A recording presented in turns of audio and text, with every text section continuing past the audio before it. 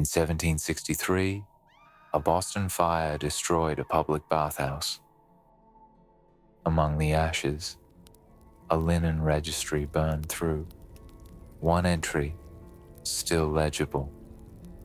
Mistress E, jasmine linen. No such woman was ever recorded. No name in the archives. No family in the ledgers. Who disappeared with the smoke. A copper tub, scorched but intact. A vial of perfume, scent untraceable. A name never found. Between the 1600s and 1770s, colonists washed with cloth, not immersion. Imported soaps from France were vanity. Lye and ash were called virtue. When water was feared, what else was cleansed from memory? In 1763, a fire broke out in Boston. It was not the Great Inferno of March 1760, when more than 300 houses burned in the North End, leaving hundreds homeless. This blaze was smaller, but it reached a place more intimate and far more uneasy, a public bathhouse. The flames spread quickly through wooden beams dried by winter smoke. Bucket brigades clattered through narrow lanes, passing leather buckets from well to flame. Bells rang from the Old North Church. Smoke rolled across rooftops already blackened by decades of soot. When it was over, the bathhouse was gone. Its timbers collapsed, its tubs scorched, its papers destroyed. Almost. Among the ashes lay a single fragment of paper, its edges curled, its ink blistered, but one line remained legible. Mistress E, jasmine linen, that is all. No Mistress E appears in Boston's baptismal rolls. No E appears in the marriage registers of King's Chapel. No E appears in probate inventories filed at the Suffolk County Courthouse. She is absent from the archive, and yet present in ash. Who was she? A widow? A servant borrowing her mistress's goods? A pseudonym used to mask scandal? Her fragment survives because destruction chose it. This is where we begin. Welcome to history's ledger, where fragile fragments become stories, where burned pages and broken bottles tell us what the ledgers of the living chose to forget. Today, we open the account of colonial America's greatest suspicion, water itself. Why bathing was feared, why linen was trusted, why a single burned line about jasmine-scented cloth is enough to unlock a culture of absence. Boston was no stranger to flames. On 20 March 1760, a great fire consumed over 349 buildings in the North End, destroying warehouses, homes, and churches. Families carried bedding into the streets only to watch it burn. Merchants buried ledgers in gardens. Ministers lamented that God's judgment had swept through the town. Only 3 years later, in 1763, the smaller fire struck the bathhouse. The city had been trained to see providence in flame. Reverend Samuel Checkley of Boston's New South Church had preached after the 1760 fire that the Almighty visits us with flames to remind us of sin and idleness. So when the bathhouse collapsed, many neighbors saw not tragedy, but confirmation. A place of nakedness had been judged. Public bathing was always uneasy in Puritan Boston. Increase Mather, preaching in the Old North Meeting House on the 5th of August 1679, had condemned assemblies for nakedness as invitations to sin. His words outlived him. Generations carried the suspicion. By 1763, the very idea of a bathhouse was scandal. Families were content with basins, cloths, and linen. Ministers encouraged diligence, not immersion. The registry that recorded Mistress E was itself an act of defiance. To sign linen into a bathhouse was to flirt with impropriety. Why jasmine? Jasmine oil was distilled in Grasse, France, and shipped across the Atlantic in small vials. It was fragile, costly, and unnecessary. In Charleston, Eliza Lucas Pinckney wrote on 24 June 1742 of receiving a box of the finest French soap, too dear to use except upon company. Jasmine perfume was of the same class, indulgence beyond virtue. To scent linen with jasmine in Boston, where lye and ash soap were called sufficient, was to declare refinement. Mistress E aligned herself with French luxury, even as her neighbors distrusted bathing itself. Her linen, perfumed and recorded, is the only trace she left.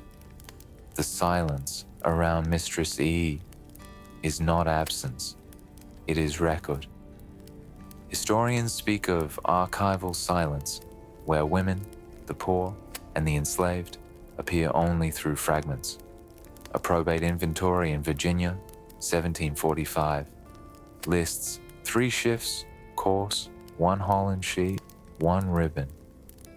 A Philadelphia tavern ledger from 1758 records Mrs. D. perfume water before fire destroyed the rest. Mistress E is one of these silences. She is linen, not name. Perfume, not biography. And yet her fragment endures, precisely because destruction preserved it. So we begin with her. Boston, 1763. A bathhouse burned, a city judged, a sermon fulfilled. And from the ashes, one line remained. Mistress E. Jasmine linen. The bath was never drawn. The linen was sealed in ash. The perfume vial lost its scent, and the ledger of colonial fear opens with her name, or rather, with half of it. This is history's ledger. Welcome to my history channel, where the past is told in stillness. Let's open the ledger and dive in.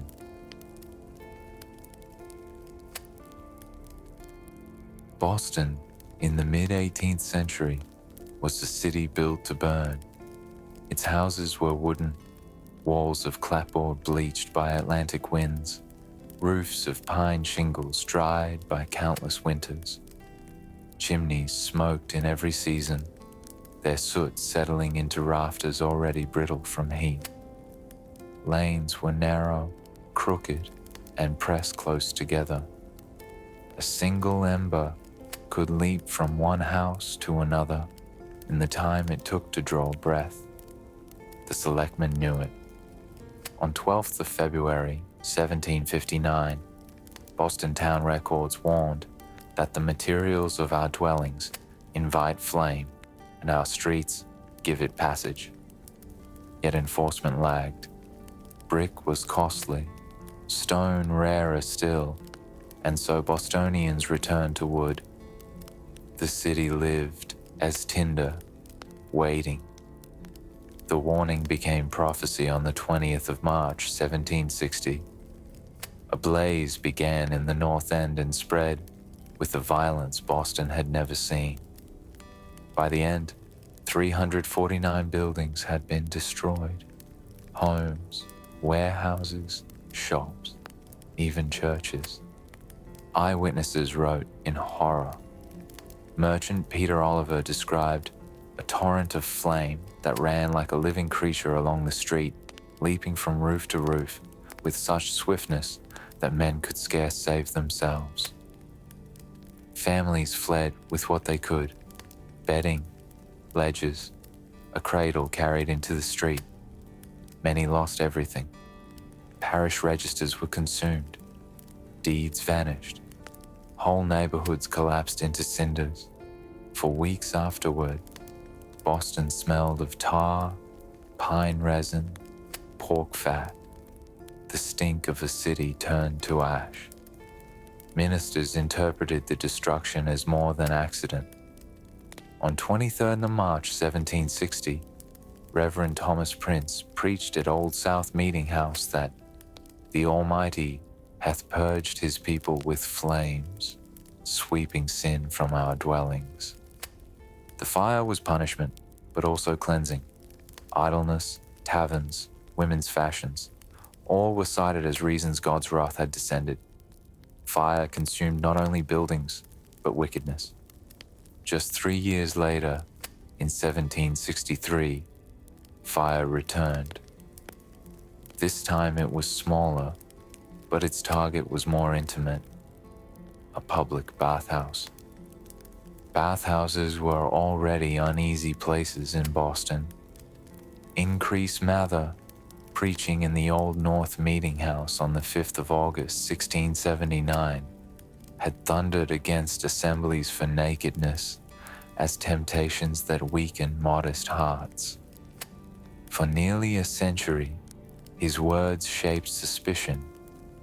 When fire consumed the bathhouse, Bostonians did not see tragedy. They saw providence fulfilled. The Boston Chronicle reported, "A house of bathing was much damaged, and with it, sundry papers kept there. Most of those papers turned to ash, but one fragment endured. Mistress E, jasmine linen." Boston was not alone in fire. London had burned in September 1666, when a bakery spark consumed 13,200 houses, 87 churches, and St. Paul's Cathedral. Paul's Cathedral. Samuel Pepys recorded the poor pigeons hovering about the windows till they were singed and fell down. In London, the fire produced reform. Thatched roofs were banned. Streets were widened. Stone and brick became law. Bathhouses, though distrusted, survived in new form. In Boston, the lesson was different. The city rebuilt in wood. Bathhouses did not return. The suspicion deepened. Boston's response to fire was courageous, if often futile. Bucket brigades lined up along wells and pumps. Leather buckets passed hand to hand. Hooks and ladders pulled burning shingles from rooftops to stop sparks from leaping. After the 1760 fire, the town ordered engines built and stationed in North Square. By 1763, the Fire Society, a private association, pledged mutual aid. Members agreed to keep buckets, bags, and bed keys ready, promising to save each other's goods when flames struck. Yet despite improvements, the culture of providence lingered. Firefighters could contain flame, but sermons contained meaning. Children remembered the bells of Old North tolling through smoke. Merchants remembered ledgers lost to looters. Ministers remembered pulpits gone. Families remembered the smell of pork and tar rising from ashes. Every memory became lesson. Wood burns, but so does sin. This is where Mistress E re-enters the story. Her name survived not in baptismal rolls, not in marriage registers, but in fire's ledger. The bathhouse registry, half burned, preserved her linen. Without fire, the registry would have been discarded after use. With fire, it became artifact. Fire destroyed her world, but gave us her trace. Boston was always waiting for fire. The Great Fire of 1760 proved the city's fragility. The bathhouse fire of 1763 confirmed its suspicion. Sermons framed flames as providence. Engines and brigades fought bravely, but lost. And in ash, one line endured. Mistress E. Jasmine linen. She survived because fire chose her, and the city remembered fire as lesson more than loss. The registry fragment tells us only this: Mistress E. Jasmine linen. One line, half a name. Spared by fire in 1763. No baptism in Boston's town records. No marriage in King's Chapel registers. No burial in granary burying ground. No probate entry in Suffolk County court books. She exists only in ash. Initials are common in colonial ledgers, but they usually appear alongside context. Virginia probate lists in 1745 name Widow A, 2 shifts, 1 Holland sheet. Philadelphia Tavern receipts from 1758 record Mrs. D. Perfume water, before a fire erased the rest. New York warehouse ledgers of 1776 show half names beside goods. Mr. H, 2 barrels flour. Women especially appear through initials, rarely through full presence. They are widow, wife, or mistress, not individuals, but relations. Mistress E is part of this pattern. Her half name reflects how the culture recorded women in fragments. She is remembered not by body, but by cloth. Jasmine linen. Linen was the fabric of intimacy. Shirts, shifts, and sheets absorbed sweat, odor, and judgment. A man in a dirty shirt was deemed lazy. A woman in soiled linen risked whispers of neglect. Abigail Adams, in a letter from Quincy, dated 27th of June, 1790, instructed her daughter Nabby that clean linen is the best defense against suspicion of sloth. Mistress E's linen bore not just cleanliness but refinement. Jasmine was imported, a French fragrance distilled in grass, bottled in Paris, shipped across the Atlantic in delicate glass. In Charleston, Eliza Lucas Pinckney wrote, on 24 June 1742, of receiving a box of the finest French soap, too dear to use except upon company. Jasmine water belonged to the same category. It was indulgence. Her linen, perfumed and recorded, becomes her identity. The archives give us no certainty, but patterns let us imagine 4 possible identities. 1. The widow. Widows were common in records because they acted in their own names. Boston town records list Widow Green, tavern keeper. A widow might afford perfume, might sign her linen into a bathhouse. Her absence elsewhere could be explained if fire consumed her household papers along with the bathhouse. 2. The servant. She may have been servant, borrowing her mistress's fine linen. Runaway ads in the Boston Evening Post often describe clothing. Anne, Irish servant, ran away 2 July 1767, had with her 1 fine Holland shift, stolen. Mistress E might have signed borrowed goods into the ledger, using mistress as courtesy or disguise. 3. The enslaved woman. If she were enslaved, the erasure is sharper still. Enslaved women appear only in bills of sale and runaway notices. The Massachusetts Gazette, 18 March 1762, described a Negro woman named Flora, 20 years, in coarse shift, speaks little English.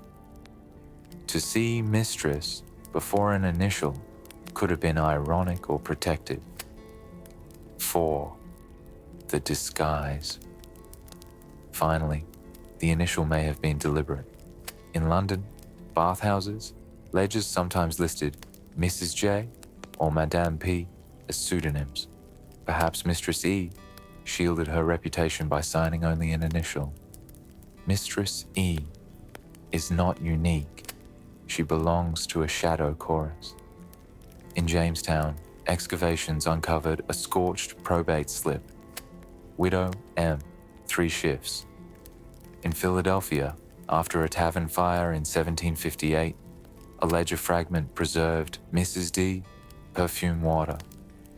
In New York's 1776 warehouse fire, ledgers left only half names beside cargo. Again and again, women appear in fragments, initials tied to linen, perfume, or ribbon. Mistress E is emblematic of them all. Jasmine matters. Unlike lavender or rosemary, which grew in New England gardens, jasmine was foreign. It was distilled in Grasse, France, exported in bottles that cost dearly. To perfume linen with jasmine in Boston was to signal wealth or aspiration. Archaeologists have found fragments of such bottles in Philadelphia privies, still carrying faint traces of oil. To own jasmine was to join the world of European luxury, even in a Puritan town. Mistress E's linen was not just cloth, it was statement. Her survival is paradox. Without fire, her line would never have lasted. The registry would have been filled, discarded, lost.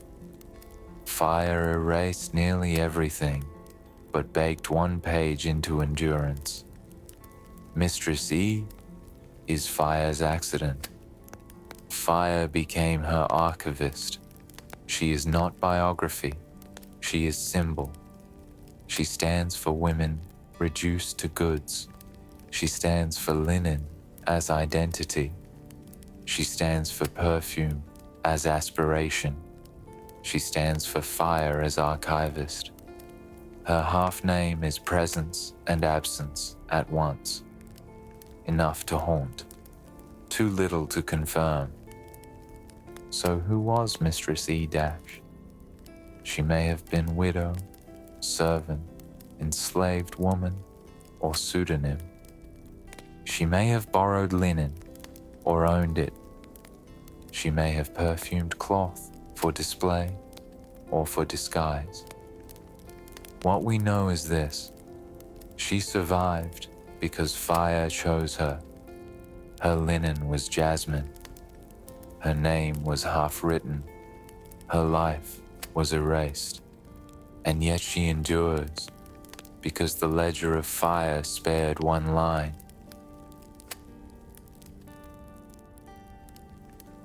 To us, a bath is hygiene.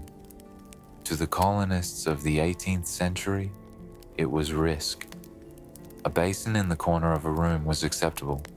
A cloth dipped in water, wiped across face and hands. Safe.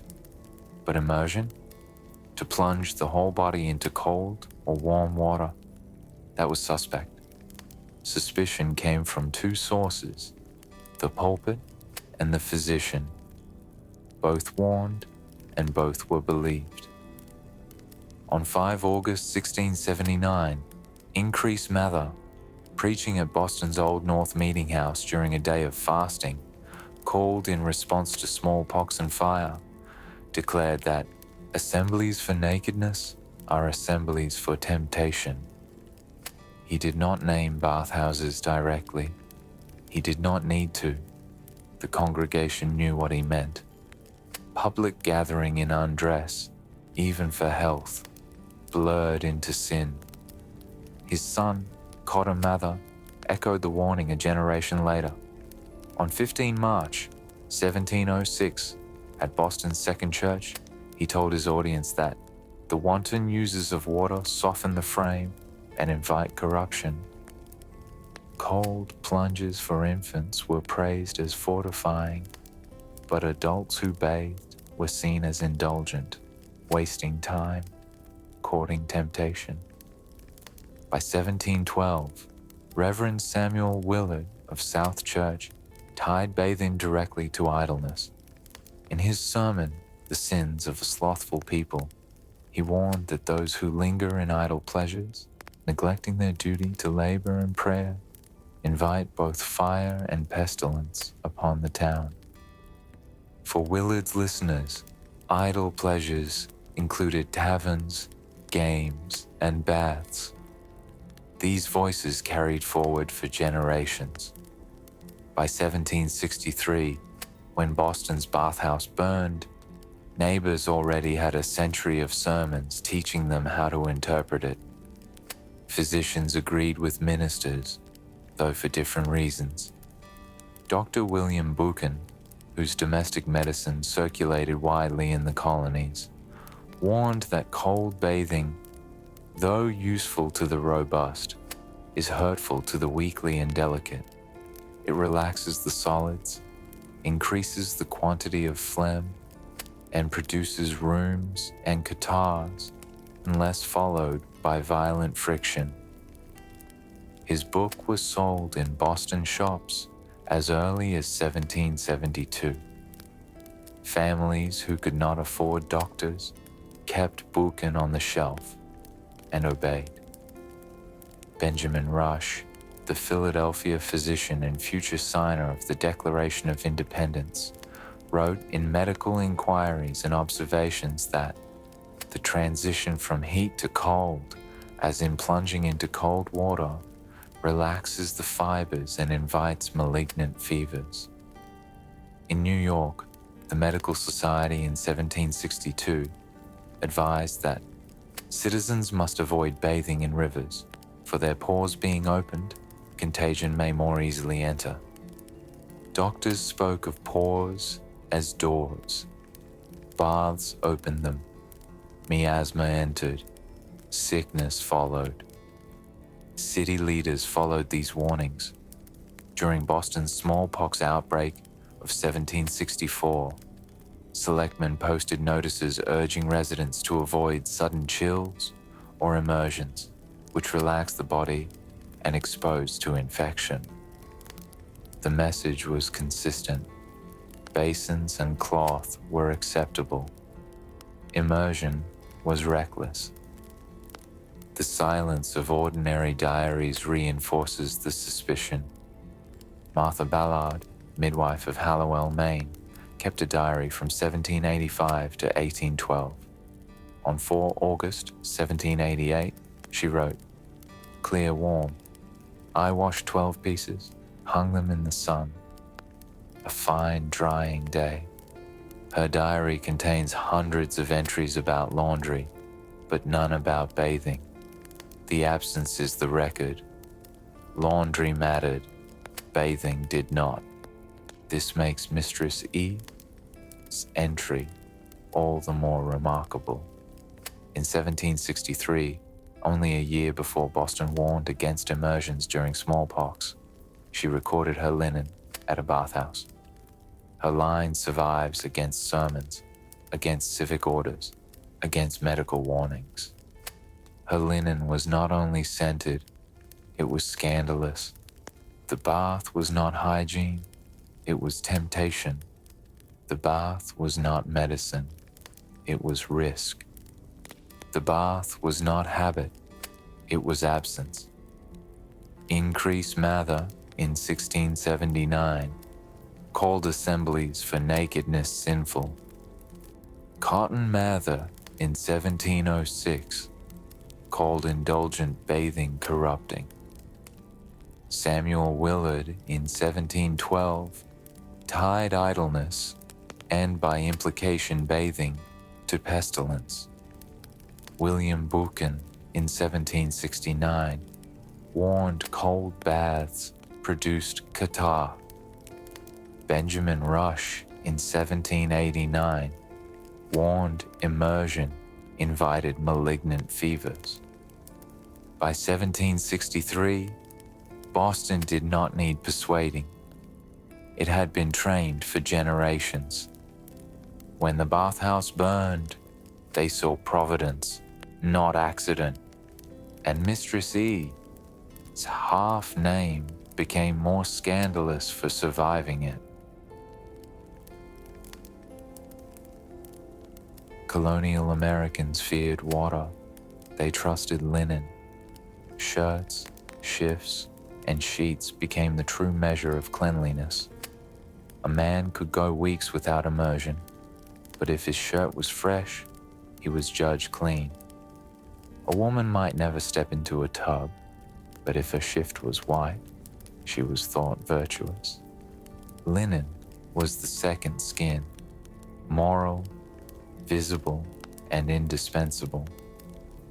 On 27th of June, 1790, Abigail Smith Adams wrote from Quincy, Massachusetts, to her daughter Nabby, "Clean linen is the best defense against suspicion of sloth." Her words were not advice on bathing. They were instruction on reputation. A clean shift defended a woman's character as much as her body. The obsession appears in probate inventories. Virginia, 1745.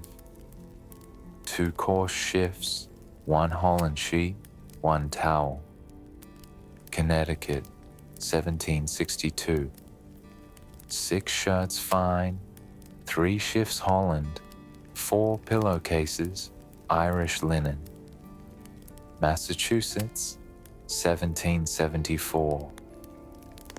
10 shirts, 2 pair sheets, 5 tablecloths, 3 napkins. These lists rarely mention tubs, they list linen. A chest of shirts was wealth. A set of sheets was legacy.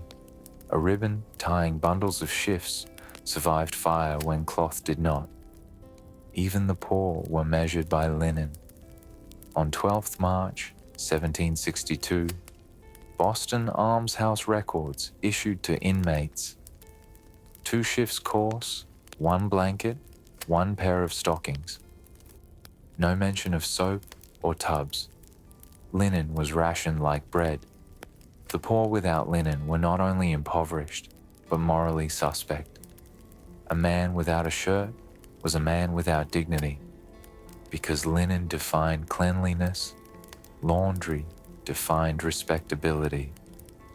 Martha Ballard, midwife in Hallowell, Maine, recorded in her diary on 4 August 1788, "Clear warm, I washed 12 pieces, hung them in the sun, a fine drying day." Her diary mentions washing linen hundreds of times, but never bathing. The act of laundering shirts and shifts was the true ritual of cleanliness. To see white linen hanging in an orchard was to see a household's virtue fluttering in the wind. Linen was armor against dirt, against vermin, against judgment. A wool coat might last years if linen absorbed sweat beneath it. A gown might remain fine if shifts were changed. George Washington, in his General Orders of 22nd July, 1777, commanded, "The men are to wash their hands and faces every day, and their shirts once every week." Clean shirts reduced lice. Lice carried typhus. Linen was medicine. Letters confirm linen's importance. John Adams, traveling to Philadelphia in August 1774, complained, "The bed was lousy and dirty, not fit to lodge a hog." His disgust was not about bathing, it was about linen. Benjamin Franklin advised young men to have always 3 clean shirts, for it is decency as well as health. For Franklin, as for Adams, linen equaled civility. Mistress E survives not by her face or her family, but by her linen. Jasmine-scented linen, recorded in a bathhouse ledger, burned and spared. Her presence in ash mirrors the larger truth. That linen was identity. To perfume it was indulgence. To list it was record. To preserve it by fire was fate. Fresh linen carried its own sensory world, smoke from kettles where it boiled. The acrid bite of lie, burning hands red. The orchard wind as sheets flapped. The faint sweetness of lavender sachets tucked into drawers. And rarely, the foreign scent of jasmine, fragile, imported, costly. Mistress E is remembered by smell as much as by sight. The colonists distrusted water. They laundered linen. Probate inventories listed shirts, not tubs. Almshouses issued shifts, not soap. Washington ordered clean shirts, not baths. Abigail Adams praised linen as virtue. Martha Ballard wrote of laundry, not immersion. Linen became their second skin, the armor they wore against suspicion and disease alike. Mistress E, remembered for jasmine linen, was not anomaly. She was emblem.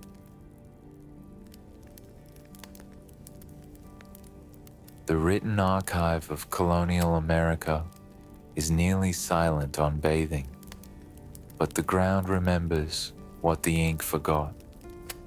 Privies, pits, and cellars have become accidental libraries.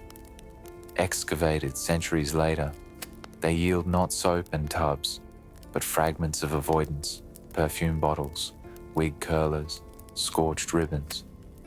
These objects whisper the story that sermons and diaries left unsaid. Privy shafts were dug for waste, lined with brick or wood.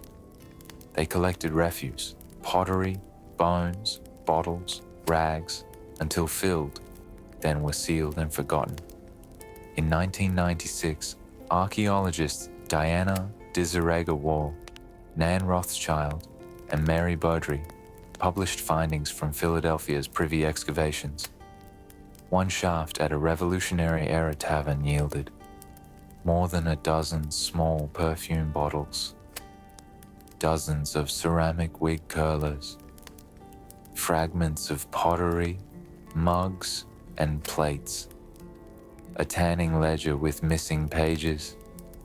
The ledger's torn leaves suggest secrecy, pages hidden before disposal. The perfume bottles, imported from France and England, once held rose water, bergamot, or jasmine. They were not evidence of bathing. They were evidence of its absence, fragrance over water. At Jamestown, excavations in the 1950s uncovered a small silver implement. At first puzzling, it was identified as a dual-purpose tool, one end scooping earwax, the other cleaning teeth or nails. J.C. Harrington and John Cotter, in excavations at Jamestown, catalogued it alongside pipe fragments and pewter buttons. It was fragile, unnecessary, and luxurious. Such objects appear in probate inventories: a silver toothpick, an ear cleaner, a nail file. They tell us that refinement was pursued not through water, but through small instruments. Cleanliness came in fragments. In New York, the notorious Five Points neighborhood was excavated in the 1980s and 1990s. Archaeologists recovered more than 15,000 wig curlers, discarded in soil dating from the late 18th to early 19th century. The poor imitated the wealthy. Even in crowded tenements, residents curled wigs and powdered hair. Linen might be coarse, but wigs gave appearance of civility. Bathing was absent. The soil remembers not tubs, but wigs. Perfume bottles appear in digs from Boston to Charleston. Small, cut glass vials, often broken, sometimes sealed with cork. In Philadelphia, residue of jasmine oil was detected in one shot. In Boston, a crystal stopper was found in a privy near the harbor, dating circa 1260. Perfume substituted for bathing. Bottles survive because glass endures. They are among the most common witnesses to a culture of avoidance. Archaeologists must read fragments like sentences. A broken wig curler is a verb of appearance. A silver ear picker is an adjective of refinement. A perfume bottle is the noun of avoidance. Put together, they form a story. Linen laundered, wigs powdered, perfume dabbed, while bodies went unwashed. Mistress E belongs among these fragments. Her name survived in fire. Perfume bottles survived in soil. Wig curlers survived in dumps. Together they form the material archive of absence. She is not an anomaly. She is part of the pattern, a culture that replaced bathing with scent and fabric. Fire preserved her line. Soil preserved bottles.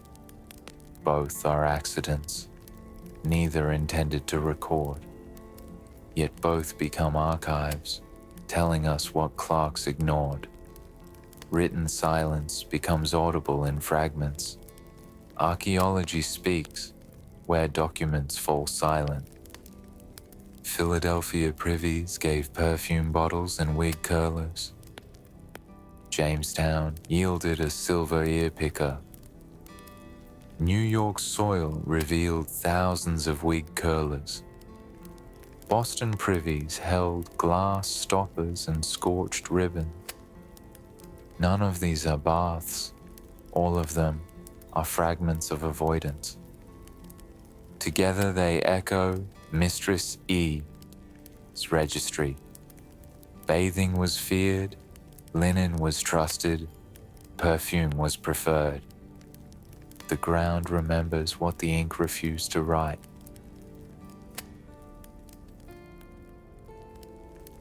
She is not biography, she is symbol.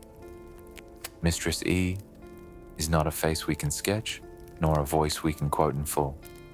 She is not in Boston's baptismal records, not in King's Chapel marriages, not in Suffolk County probate files. She lives in one line, Mistress E, jasmine linen. A name half written, preserved in fire. Colonial archives are filled with men, their deeds, wills, lawsuits, and sermons. They appear in town records, militia rolls, and property disputes. Women appear differently, in fragments. A widow's estate in Virginia, 1745, reads, 3 shifts coarse, 1 Holland sheet, 1 ribbon. A servant listed in Boston in 1767, Anne, Irish servant, runaway, had with her 1 fine Holland shift, stolen. Women were visible through objects, linen, ribbons, shifts, aprons, rarely through names. Mistress E belongs to this silence. She is linen, not face. Perfume, not voice. Her linen was scented with jasmine, imported from Grasse, France, bottled in Paris, sold in Boston apothecaries by the ounce. To perfume cloth in Boston in 1763 was to step beyond necessity into luxury. French imports appear in customs ledgers. 2 boxes perfume soap, value £3, landed at Boston, 1762. Mistress E placed herself in that circle of aspiration, but her culture recorded her not as woman, but as cloth.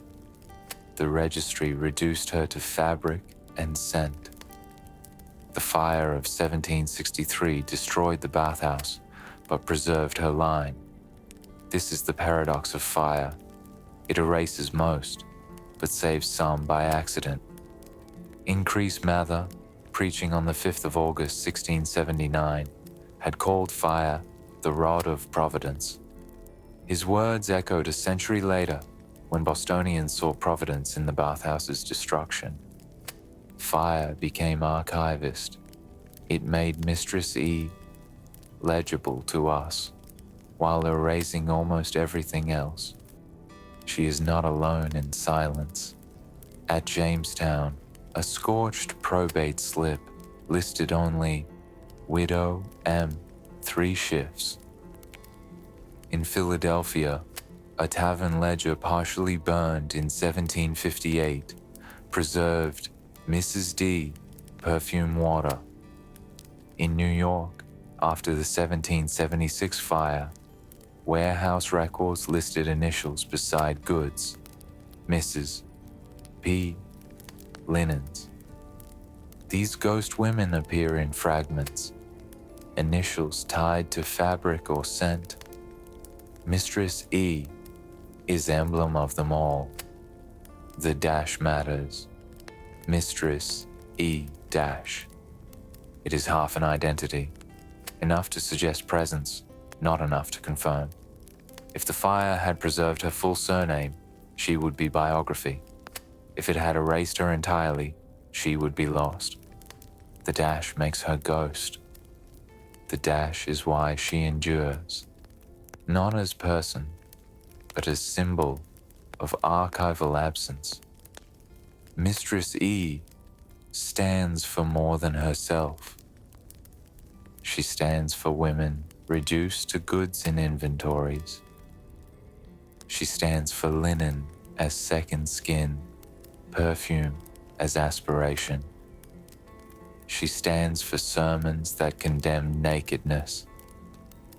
She stands for fire as archivist, preserving by accident. She stands for the silence of half names across colonial records. Her line is a shorthand for the whole culture. So we do not reconstruct a life, we recognize a symbol. Mistress E is linen scented with jasmine. She is half a name, written and burned. She is silence made visible. She is absence turned into presence. She endures not because her story was written, but because her name was nearly erased.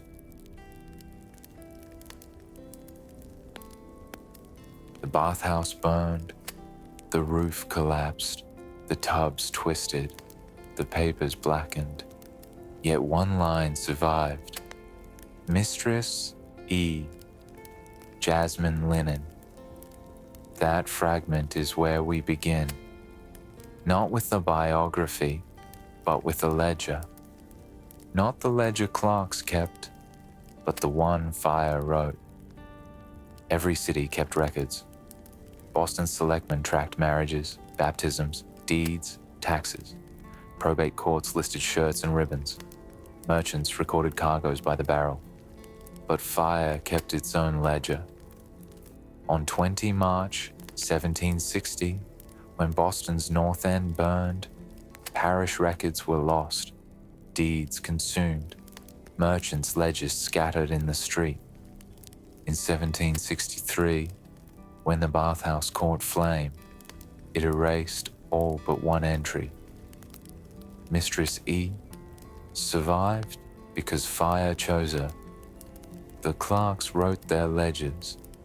Fire wrote its own. That ledger did not stop with ink. Objects became entries. A perfume bottle buried in a Philadelphia privy, unearthed in 1996, its residue still carrying traces of jasmine oil. A silver ear picker uncovered at Jamestown in 1958, catalogued by John Cotter, delicate and unnecessary luxury in mud. Thousands of wig curlers excavated from New York's 5 Points, proof that appearance mattered even in poverty.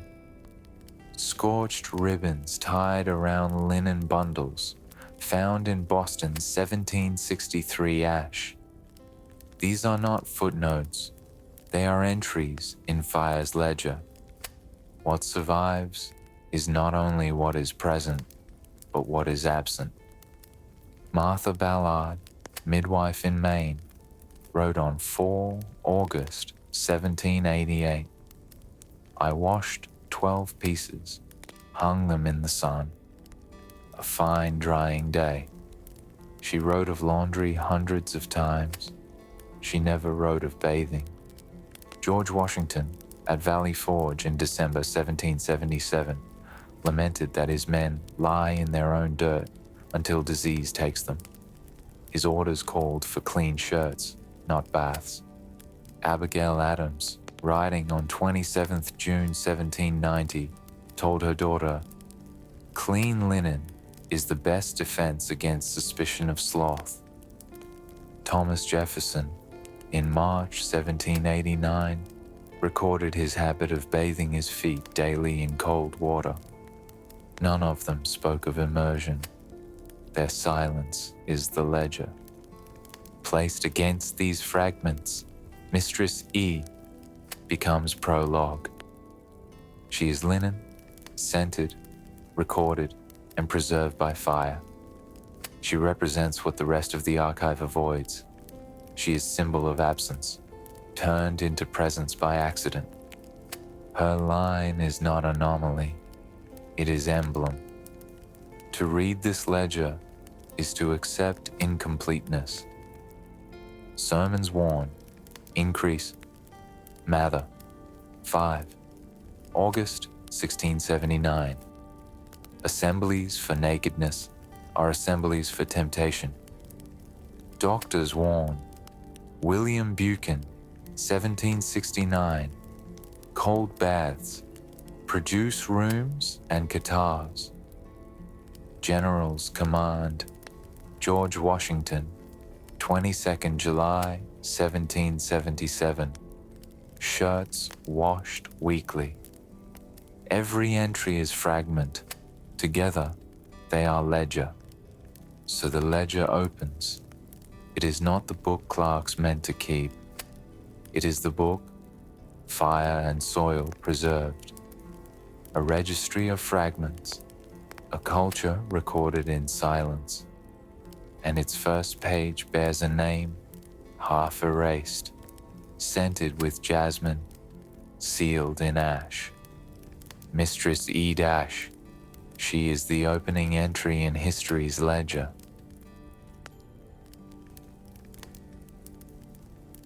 The day did not begin with a bath. It began with a basin. In a colonial household, a small pewter or ceramic bowl sat on a wooden stand. Beside it lay a folded cloth. A pitcher of water, drawn from a well the night before, stood ready. The ritual was simple. Pour water into the basin, dip the cloth, wipe the face, rinse the mouth, rub the neck and hands, wring the cloth dry, hang it to be used again. That was enough. A basin was safe. Immersion was dangerous. Benjamin Rush, writing in 1789 in Medical Inquiries and Observations, warned that plunging into cold water relaxes the fibers and invites malignant fevers.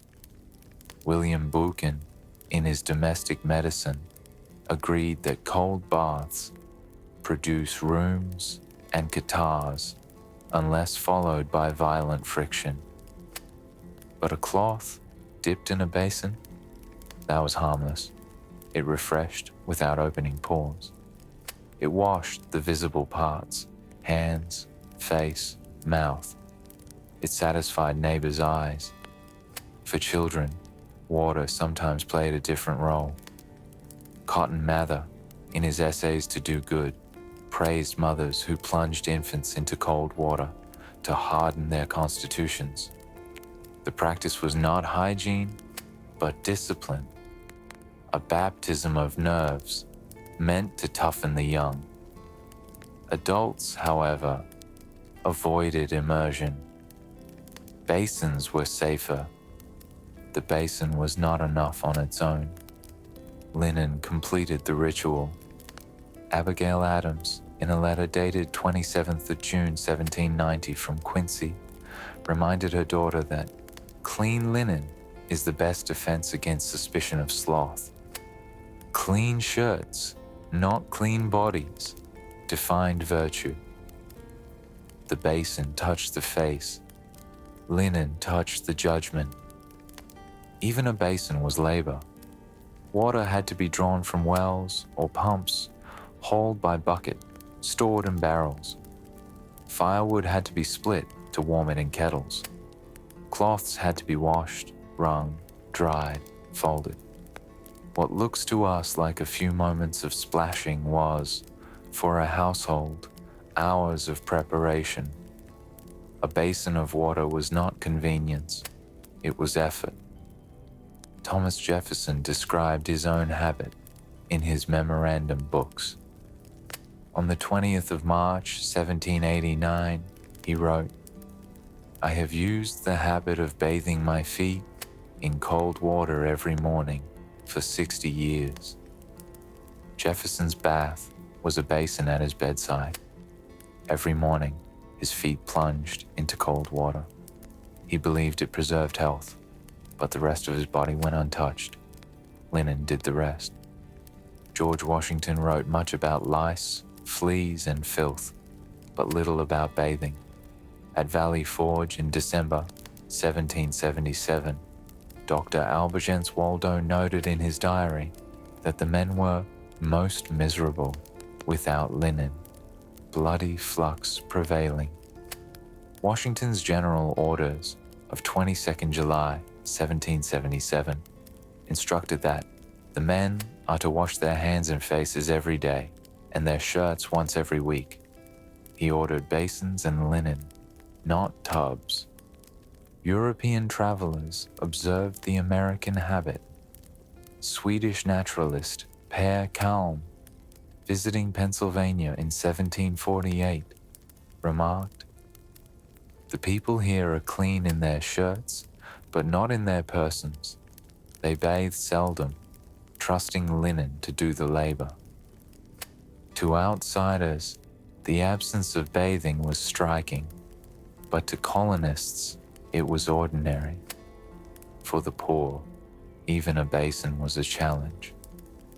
On 12th March 1762, the Boston Almshouse issued to an inmate 2 shifts course, 1 blanket, 1 pair of stockings, no tub, no soap, sometimes not even a basin.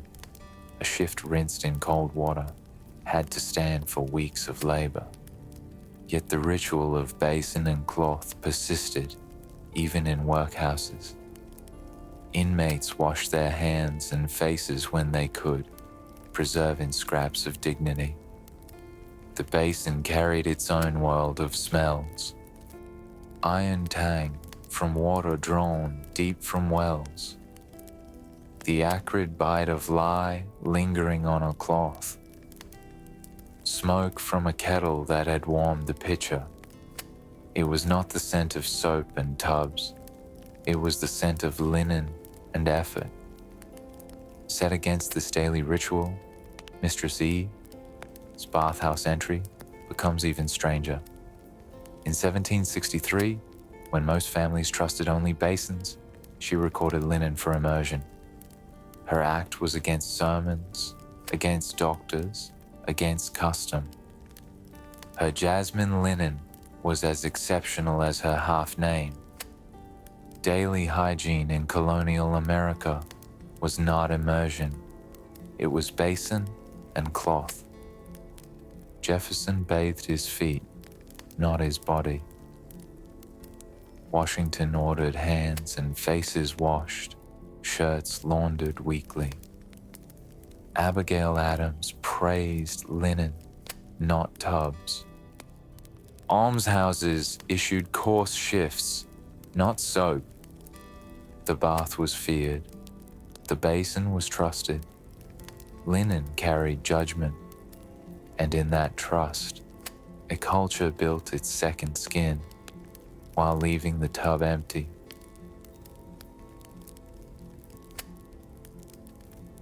If daily hygiene began with the basin, true cleanliness began with laundry. In 18th century America, washing clothes was not routine, but ritual. It consumed days, required tools, and left bodies sore. To change a shirt was easy. To make it clean again was backbreaking. Most families dedicated one day each week to laundry, though some households stretched the interval longer. In Boston's North End, Monday morning was known for smoke rising from yards, kettles boiling with lye, and shirts strung like banners across orchard fences. Laundry was loud. Water hauled in buckets clanged against stone wells. Fires crackled under great iron kettles. Women beat cloth against wooden boards. Children carried sticks to stir steaming piles of shirts and shifts. A traveler passing through Philadelphia in July 1765 wrote that the women do the labor of laundresses in the yards, and the sight of shirts flapping upon lines in the summer air is as constant as the bell of Christ Church ringing the hour. Soap was essential, but it was not the perfume French cakes admired in Charleston drawing rooms. It was lye, boiled from ash and fat, acrid on the skin and harsh on fabric. Eliza Lucas Pinckney, in a letter from Charleston, dated 24 June 1742, noted that her hands were red and raw with the business of lye, though the linen has come out sweet and clean. Good soap required patience. Ashes were leached with water to produce lye, then mixed with animal fat, boiled until thick, poured into molds, and cut into rough bars. The result, scour linen mercilessly. Laundry was women's work, though men sometimes carried water or wood. In a letter from Cambridge, Massachusetts, dated April 15, 1775, Mercy Otis Warren mentioned the women busied in the yards with kettles and tubs, scrubbing linen for the soldiers who marched away with scarcely 2 shirts among them. Her description reminds us that laundry was not only domestic, but political. Clean shirts were part of patriot armies. Laundry was also public display. Lines of linen told neighbors whether a family was diligent. A row of crisp shirts meant virtue. A yard bare of linen meant suspicion. Abigail Smith Adams, writing from Braintree on 17 October 1775, chided her son John Quincy. Let your linen be often washed and well kept, for in this the world will judge your character more than you may think. Clean linen was not only comfort, it was reputation. Laundry changed with seasons. In winter, kettles boiled in smokehouses, the steam rising white against frozen air. Cloth stiffened on the line, cracking when folded. In summer, shirts dried quickly in orchard wind, the smell of apples mingling with lye. A diary entry by Martha Ballard, a midwife in Hallowell, Maine, records on 4 August 1788. Clear warm, I washed 12 pieces, hung them in the sun, a fine drying day. A short note shows laundry as part of daily rhythm, weather, work, water, all tied together. In military camps, laundry was survival. George Washington, in his general orders of 22nd July, 1777, at Valley Forge, required that the men are to wash their hands and faces every day, and their shirts once every week. The command was rarely followed, Soap was scarce, water was frozen, but the order shows recognition. Clean linen meant fewer lice, less disease, longer endurance. Dr. Albigens Waldo, surgeon at Valley Forge, noted in his diary on 14 December 1777, "The men are most miserable without linen. Bloody flux prevails, and yet washing is little thought of." Laundry was medicine, even if it was neglected. Wash day had its own scent, smoke from kettles, the bite of lye, wet cloth heavy on the line. Occasionally, when perfume or lavender water was available, sweetness tucked into collars or cuffs. A visitor in New Haven in 1767 recalled, "The air thick with steam from kettles, the odor of soap biting but wholesome." In probate inventories, linen appears more often than tubs. A chest of shirts was a fortune. A set of sheets was legacy. Ribbons tied around bundles of linen survived fire when fabric did not. Thus laundry was a kind of ledger. What was washed, what was folded, what was left to heirs. The ritual of laundry was more than cleanliness. It was labor, judgment, rhythm, survival. Women bent over tubs, carried families' reputations in their raw hands. Soldiers depended on laundresses more than surgeons. Linen on a line told a neighborhood whether virtue lived inside the house. There were no daily baths, there were basins, and there was laundry. And the linen, more than the body, was what the world judged clean. If linen defined cleanliness for the colonies, the habits of their leaders reveal how even the most powerful men lived within the same culture of suspicion toward water. Their journals and letters show not modern hygiene, but fragments, complaints about lice, routines with basins, advice to children about appearances. George Washington's first surviving journal, written during his journey to the frontier in 1748, when he was just 16, contains one of his most honest remarks. "Was heartily tired, and my blankets were of so much lice that I was obliged to lay without them." He wrote nothing about bathing. He wrote about vermin. Cleanliness meant not being overrun by lice, not being refreshed by soap and water. During the Revolution, Washington saw firsthand the connection between dirty linen and disease. At Valley Forge, he issued general orders on 22nd July 1777, requiring that the men are to wash their hands and faces every day, and their shirts once every week. The orders were rarely kept. Soldiers had few shirts, soap was scarce. Winters froze water in the buckets, yet the command itself is revealing. Cleanliness was not immersion, but linen management. Thomas Jefferson left behind one of the clearest glimpses into his own habits. In his memorandum books, kept from 1769 through his presidency, he noted in 1789 that "I have used the habit of bathing my feet in cold water every morning for 60 years. It is one of the best preservatives of health I am acquainted with." Jefferson's bath was not a tub. It was a basin at his bedside, filled each morning. He believed the shock of cold water on the feet hardened the body, much like Puritan mothers believed cold dunkings hardened infants. For the rest of his body, Jefferson relied on linen and fragrance. Visitors to Monticello remembered him as neat in dress but without perfume. The linen, not the bath, was his armor.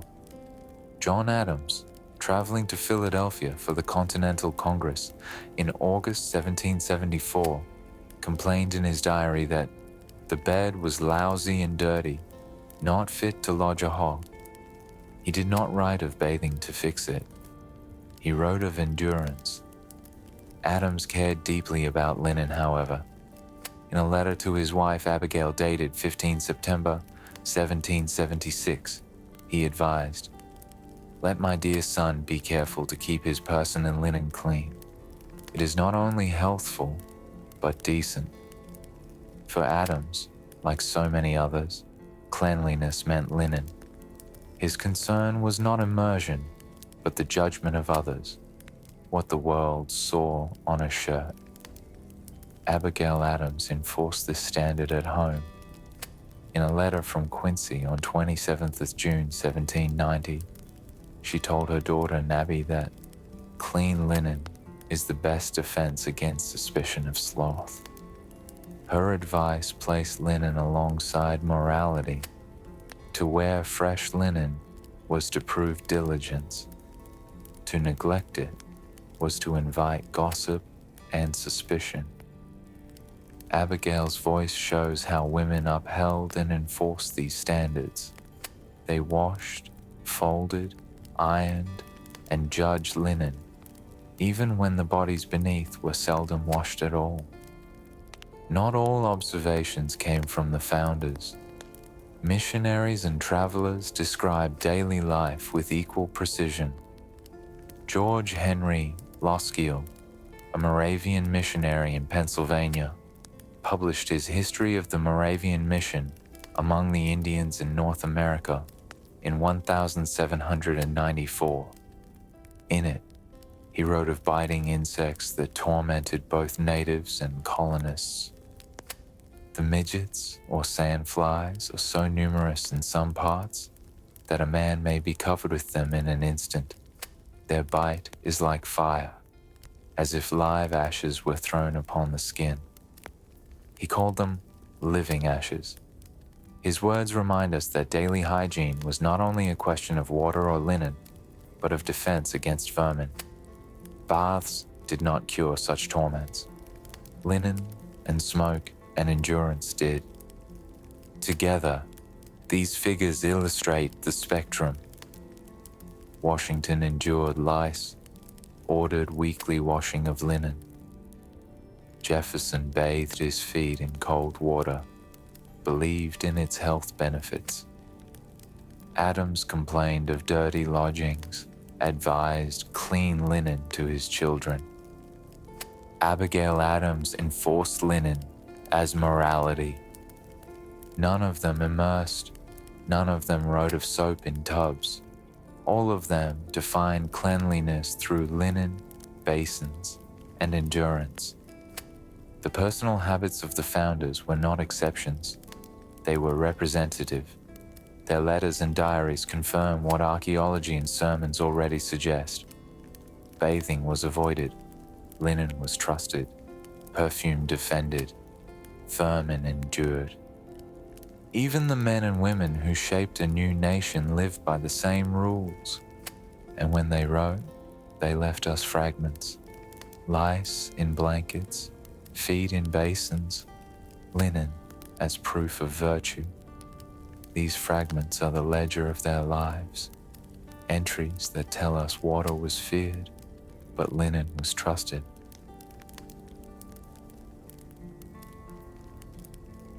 If doctors warned against bathing for reasons of health, ministers warned against it for reasons of the soul. In 17th and 18th century New England, sermons were not only weekly events, but civic instructions. From pulpits in Boston, Salem, Plymouth, and countless small meeting houses, preachers told their congregations what God permitted and what He condemned. Among the condemned was nakedness, idleness, and gatherings that blurred the line between necessity and indulgence. Bathhouses fell into this suspicion. On the 5th of August, 1679, Increase Mather stood in Boston's Old North Meeting House during a day of fasting and prayer, called in response to a smallpox outbreak and a series of devastating fires. His sermon, later published as A Call from Heaven to the Present and Succeeding Generations, thundered against moral laxity.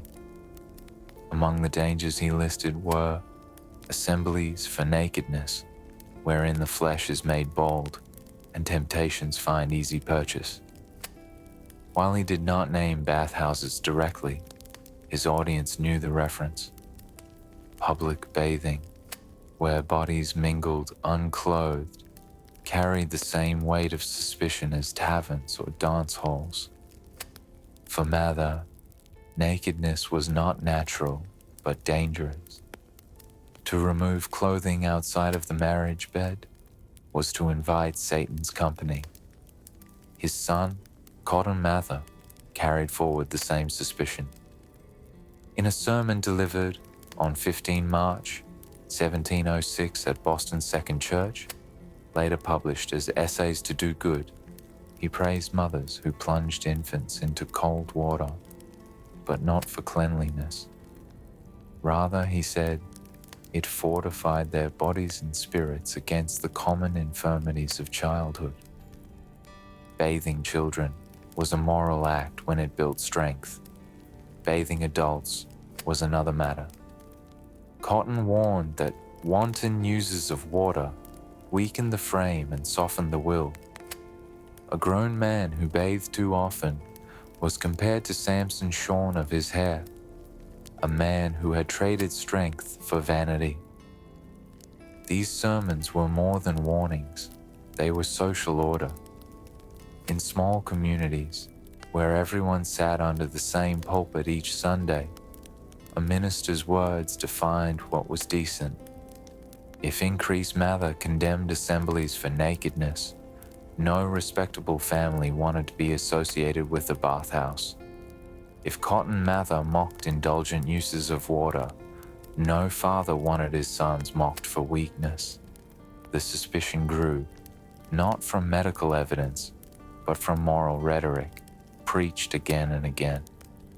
By 1750, even as Enlightenment ideas about health spread from Europe, Boston still lived under the shadow of Mather sermons. In Northampton, Massachusetts, on August 7th, 1741, Jonathan Edwards delivered his most famous sermon, Sinners in the Hands of an Angry God. Though not about bathing, it reflected the broader Puritan view of the body. Edwards described the human body as a slender thread held over the flames of hell, sustained only by God's will. The body was fragile, temporary, a vessel for the soul. To indulge it with warm baths, perfumes, or indulgent cloths was to mistake vessel for treasure. Edwards did not need to say, "Do not bathe." His congregation understood. To pamper the body was to risk the soul. Bathhouses also carried the sin of idleness. A man who spent hours soaking in hot water was not working, not reading scripture, not tending family. He was wasting time, and time was God's gift. On 21st February 1712, Reverend Samuel Willard of Boston's South Church warned in his sermon, The Sins of a Slothful People, that those who linger in idle pleasures, neglecting their duty to labor and prayer, invite both fire and pestilence upon the town. For Willard, fire was the natural punishment of idleness. The connection between flames and bathhouses would not have been difficult for his listeners to draw. By the time the bathhouse in Boston burned in 1763, nearly a century of sermons had taught the people how to interpret it. Increase Mather had connected nakedness and temptation. Cotton Mather had warned against indulgence. Samuel Willard had tied idleness to fire. So when the building collapsed into embers, neighbors saw not accident, but fulfillment. God had judged. Fire had confirmed. This suspicion spread beyond Massachusetts. In New Haven, Connecticut, Reverend James Pierpont, father of Sarah Pierpont Edwards, who later married Jonathan Edwards, preached in 1702 that the fashions of the continent, with their baths and perfumes, soften men to vice. In Portsmouth, New Hampshire, Reverend Nathaniel Rogers told his congregation in 1738 that to cleanse the soul with repentance is needful, but to cleanse the body beyond necessity is vanity. Bathing was not forbidden outright. It was simply never encouraged. Silence and suspicion did the work. To imagine these sermons is to imagine the sound. A crowded wooden meeting house, benches hard beneath weary bodies, winter air seeping through cracks, a minister's voice rising above coughs and murmurs. The congregation did not take notes about bathing, but they carried home the message that too much attention to the body was dangerous. They taught it to their children. Their children taught it again. The fear became inherited. Puritan sermons gave moral weight to what doctors feared in medicine. Together, they created a culture where bathing was not simply unnecessary, it was suspicious. Increase Mather thundered against assemblies for nakedness in 1679. Cotton Mather praised cold plunges for infants, but condemned indulgence in 1706. Samuel Willard linked idleness and fire in 1712. Jonathan Edwards in 1741 described the body as a fragile vessel, unworthy of indulgence. These voices echoed for generations. By the time Mistress E signed her linen into the bathhouse ledger in 1763, Boston had already been trained to see water not as health, but as risk.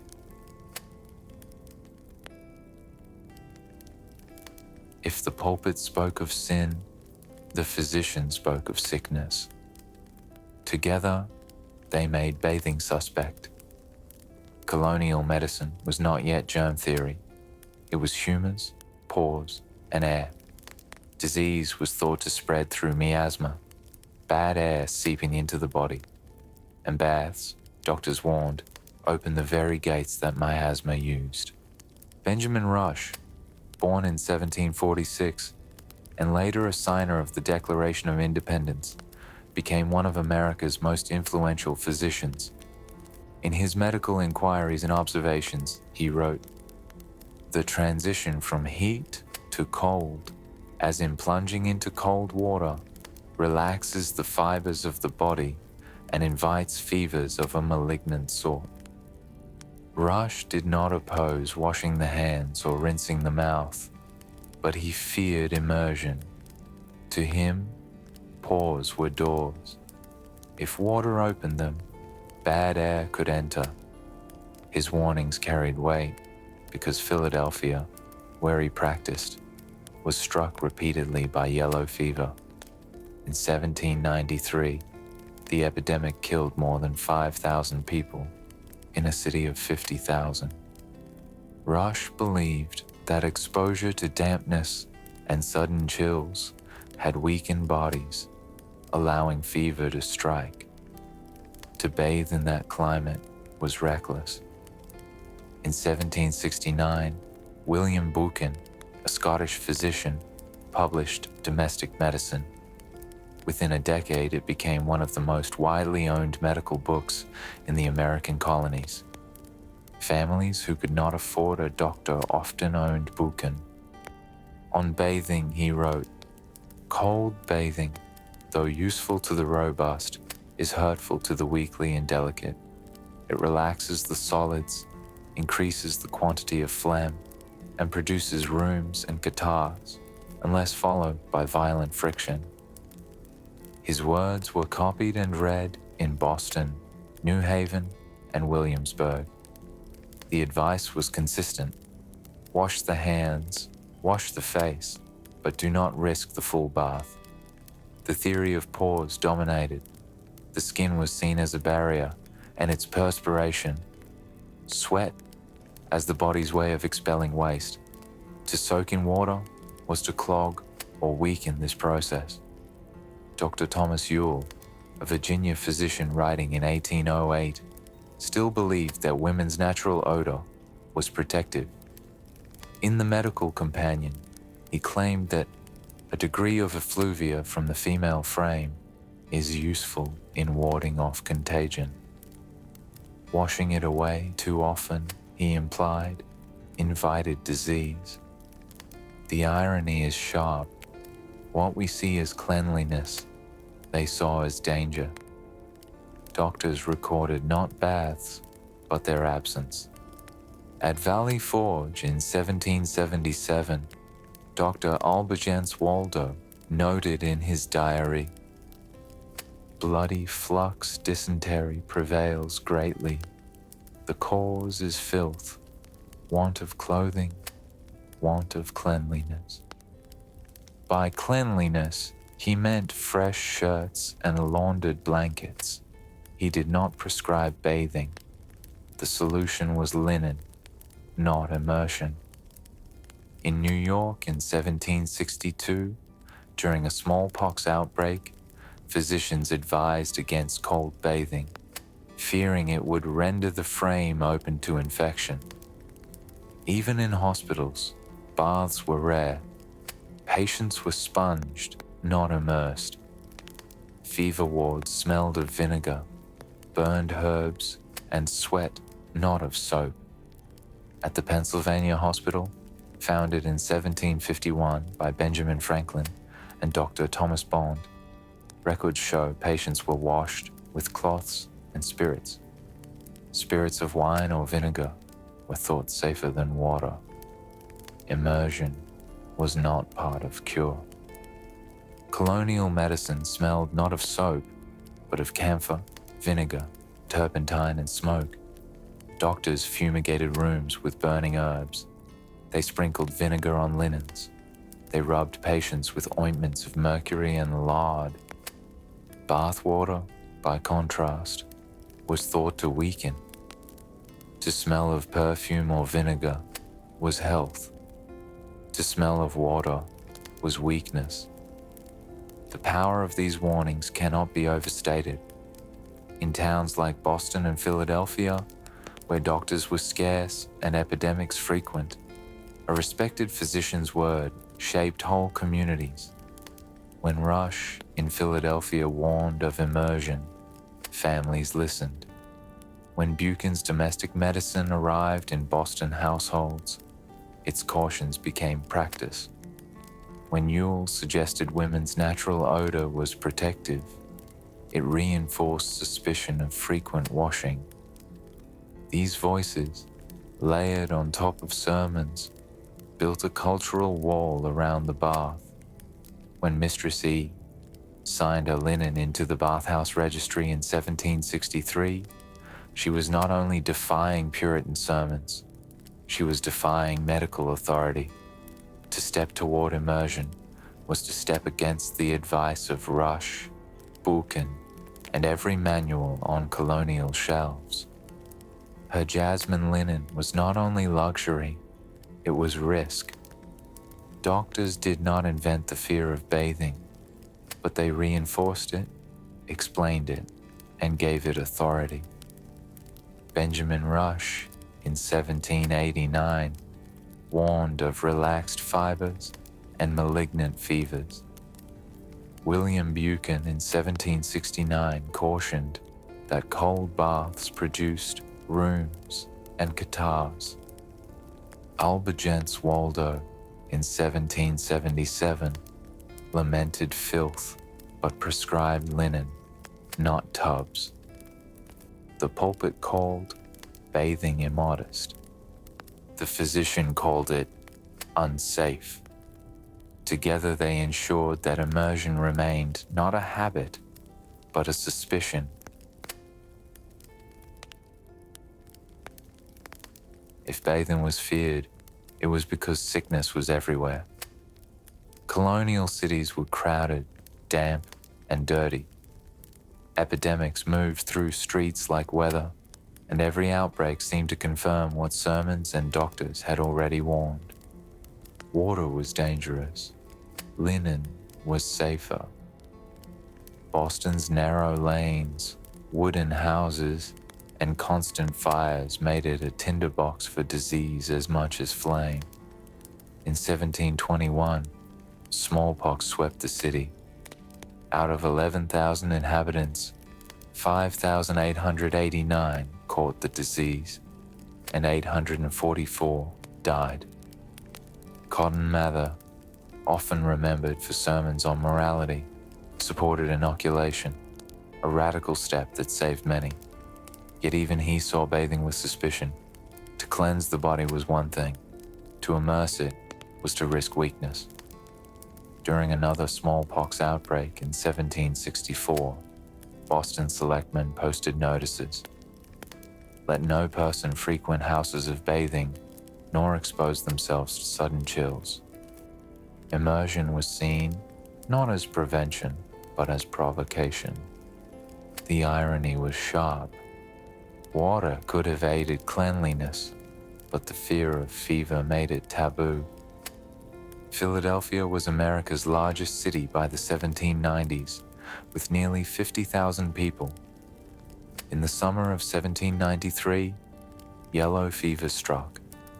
The death toll was staggering, over 5,000 in 3 months.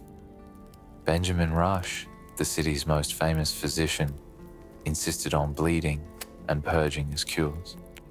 He also warned against cold bathing, believing it weakened the body and made infection easier. Families shuttered themselves indoors, linen pressed against windows to keep out miasma. A diary from the 6th of September, 1793 recorded, "The air is thick with death. Bells toll hourly. The sick are carried in carts, and the water of the river is said to carry the infection." Bathing in river water was unthinkable. Instead, vinegar was sprinkled, perfumes were dabbed, linen was changed. Fear shaped ritual, even as fever raged. New York grew quickly after the Revolution, its population swelling from 25,000 in 1780 to nearly 60,000 by 1800. Crowded tenements, open drains, and slaughterhouses made disease common. In the summer of 1798, yellow fever killed more than 2,000 New Yorkers. The city's health committee advised, "Let not the people resort to bathing in the East River, lest their pores be opened to pestilence." Later, during the cholera epidemic of 1832, over 3,500 died in a matter of weeks. Though outside our colonial frame, the echoes of older fears remained. Bathing was linked to contagion, not cure. Archaeology from New York's Five Points district confirms how residents lived instead.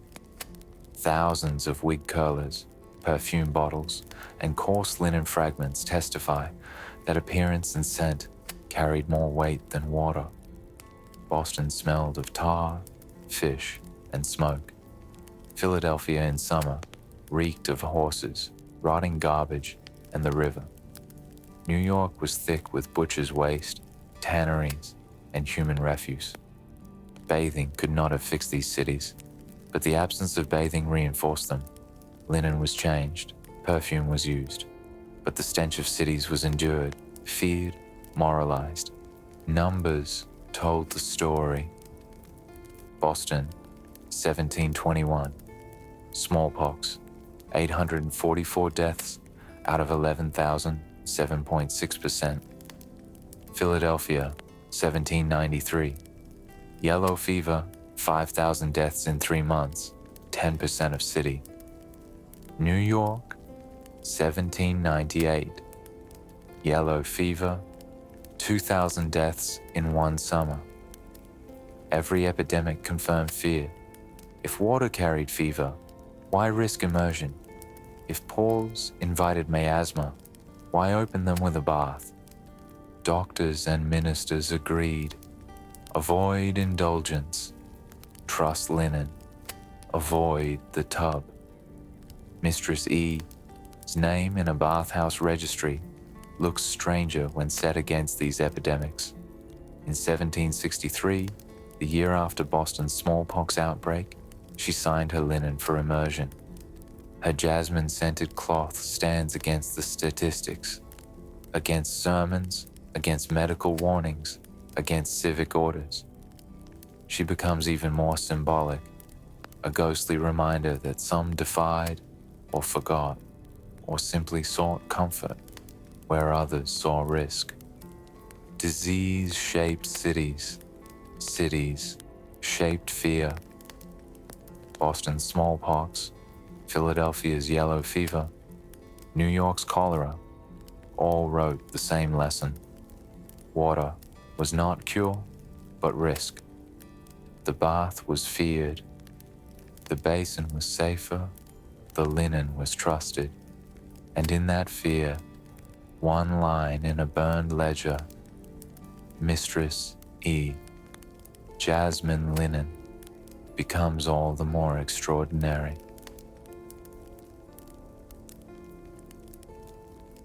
The colonies at war carried their fears of bathing into the field. Soldiers marched with muskets, blankets, and linen shirts, but seldom with soap. Military camps became laboratories of filth, and commanders discovered that disease killed more men than bullets. On 22nd July 1777, from his headquarters in Morristown, George Washington issued general orders. The men are to wash their hands and faces every day and their shirts once every week. The command sounds simple. In practice, it was nearly impossible. Soldiers owned 1 or 2 shirts at most. Soap was scarce. Water froze in buckets during winter campaigns. But Washington understood the connection. Clean linen reduced lice. Lice spread disease. Disease destroyed armies. Bathing was not the goal. Linen was. Valley Forge, 20 miles from Philadelphia, housed 12,000 men through the brutal winter of 1777 to 1778.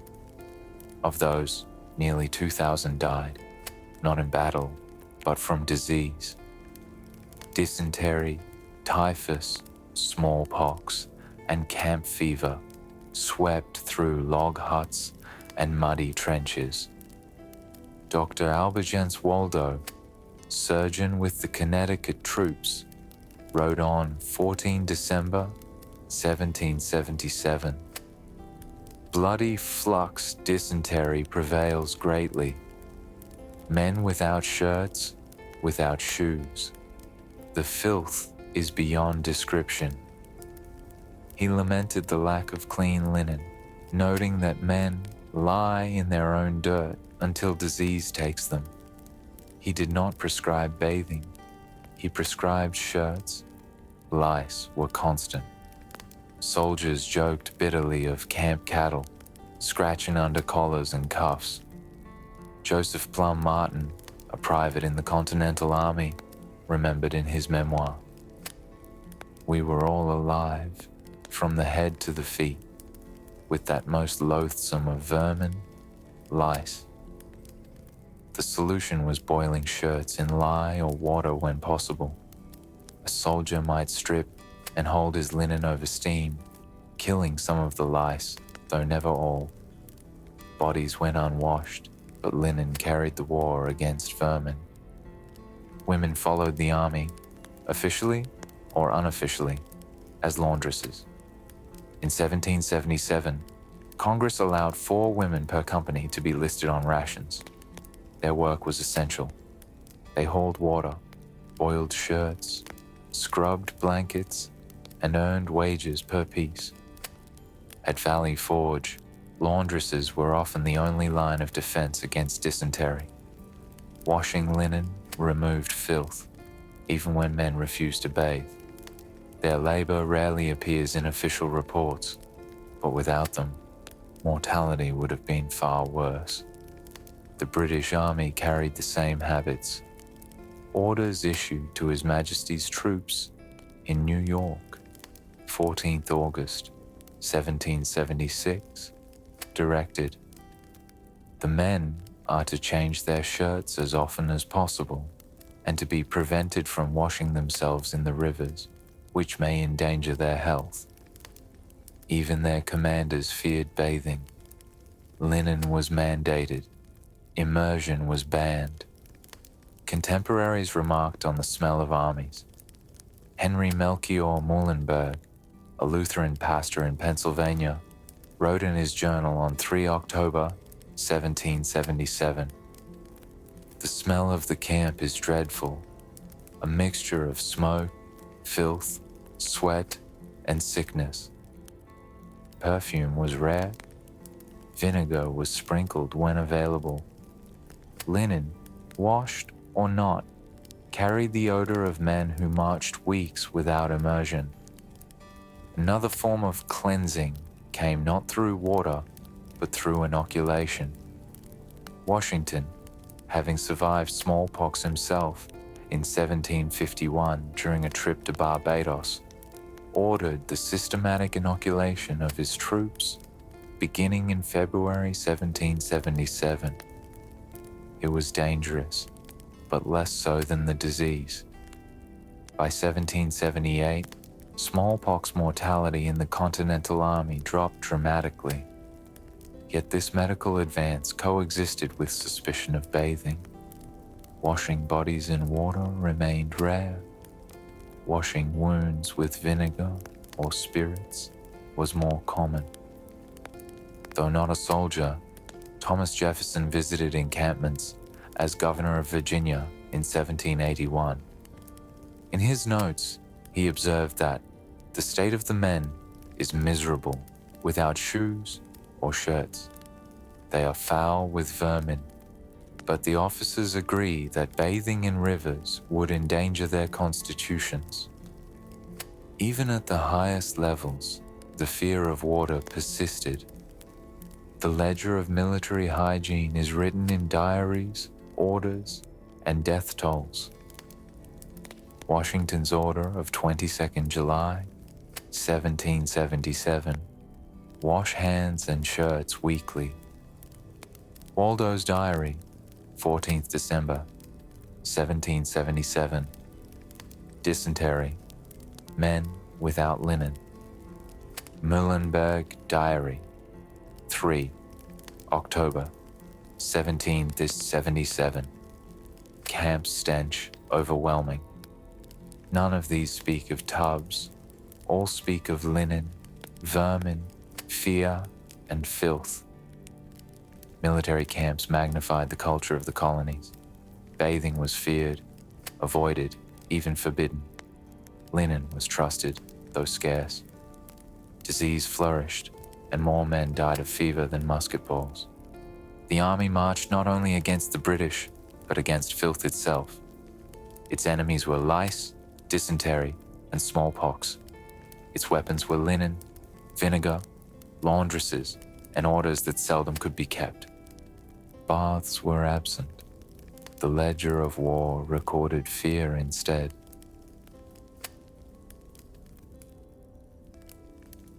If linen was necessity, luxury lay in the fragile objects that surrounded it. Soap, perfume, wigs, ribbons, mirrors, tubs. Each was rare, costly, and symbolic. They survived not because they were used daily, but because they were preserved in fragments, in inventories, in soil. In 1742, Eliza Lucas Pinckney of Charleston, South Carolina, wrote to a friend, "I have received a box of the finest French soap, too dear to use except upon company." The soap was likely from Marseille, pressed with a crest, wrapped in embossed paper. Such cakes were prized not for washing, but for display, stored in drawers to perfume linen. Most colonists used lye soap, harsh and caustic, boiled from ash and fat. A 1765 Williamsburg edition of The Complete Housewife warned, "This soap is for the cloth, not for the flesh." French soap was indulgence. Its rarity made it fragile luxury. In 1996, archaeologists excavating a privy in Philadelphia uncovered more than a dozen small perfume bottles. Some still carried residue of oils, bergamot, rosewater, jasmine. These bottles were imported from France and England, sold in apothecaries on Market Street. Perfume was armor against odor. It did not cleanse, it masked. John Adams, in his diary entry from 14 June 1778 while in Paris, complained, "The ladies use too much perfume, which offends more than it pleases." In America, perfume was not excess, it was defense. Wigs defined status. They were made of horsehair, goat hair, or human hair, powdered with starch, perfumed, and curled. In New York's Five Points, archaeologists uncovered thousands of ceramic wig curlers, discarded in the late 18th century when wigs fell from fashion. Wigs were boiled to kill lice, scented with oils, powdered white. They represented cleanliness through performance. The body beneath remained unwashed, but the wig presented order. Inventories list them as treasures. 1 wig with box, £1, 5 shillings. When the Boston bathhouse burned in 1763, scorched ribbons were found among the debris. The linen had vanished, but the silk knots survived. Ribbons tied shirts, shifts, wigs, and bundles of laundry. They were small, but symbolic. To tie a ribbon was to declare care. To see one in ash is to see memory preserved. Probate records often note ribbons. 1 box of ribbons, various colors, valued at 10 shillings. A ribbon was fragile, ornamental, and enduring. In the probate inventory of Colonel John Custis of Williamsburg, dated 1749, a large looking glass, gilt frame, was valued at £6, 10 shillings. Mirrors were luxury. Glass imported from London, frames gilded with gold leaf. They reflected powdered wigs and fresh linen. They were symbols of refinement, but not of bathing.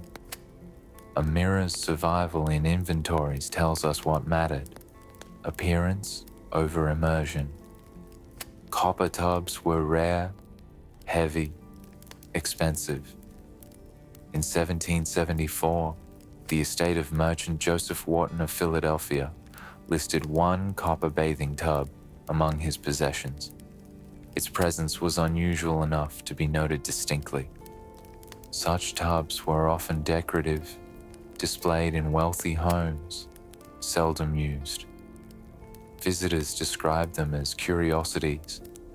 Few diaries speak of actual immersion. A copper tub gleaming in a parlor corner symbolized aspiration, not habit. Each object tells the same story. Soap was imported, admired, stored. Perfume was used, discarded, bottles buried. Ribbons tied bundles, survived when fabric burned. Copper tubs stood unused, symbolic rather than practical. They were fragile luxuries, preserved not in routine, but in fragments. Mistress E is remembered by jasmine linen. Her name stands beside perfume, ribbons, tubs. She belongs to this fragile vocabulary of refinement. Her half-preserved line is not an accident alone. It fits a pattern. Luxury remembered in fragments, bodies erased in silence. Luxury in colonial America was not abundance, it was fragility. Soap that dissolved, perfume that evaporated, ribbons that scorched but endured, mirrors that reflected appearances, tubs that stood empty. These objects survived because they were fragile. Their very uselessness made them memorable. And through them, we see a culture that feared water but treasured appearance, where linen was proof, perfume was defense, and bathing was avoided.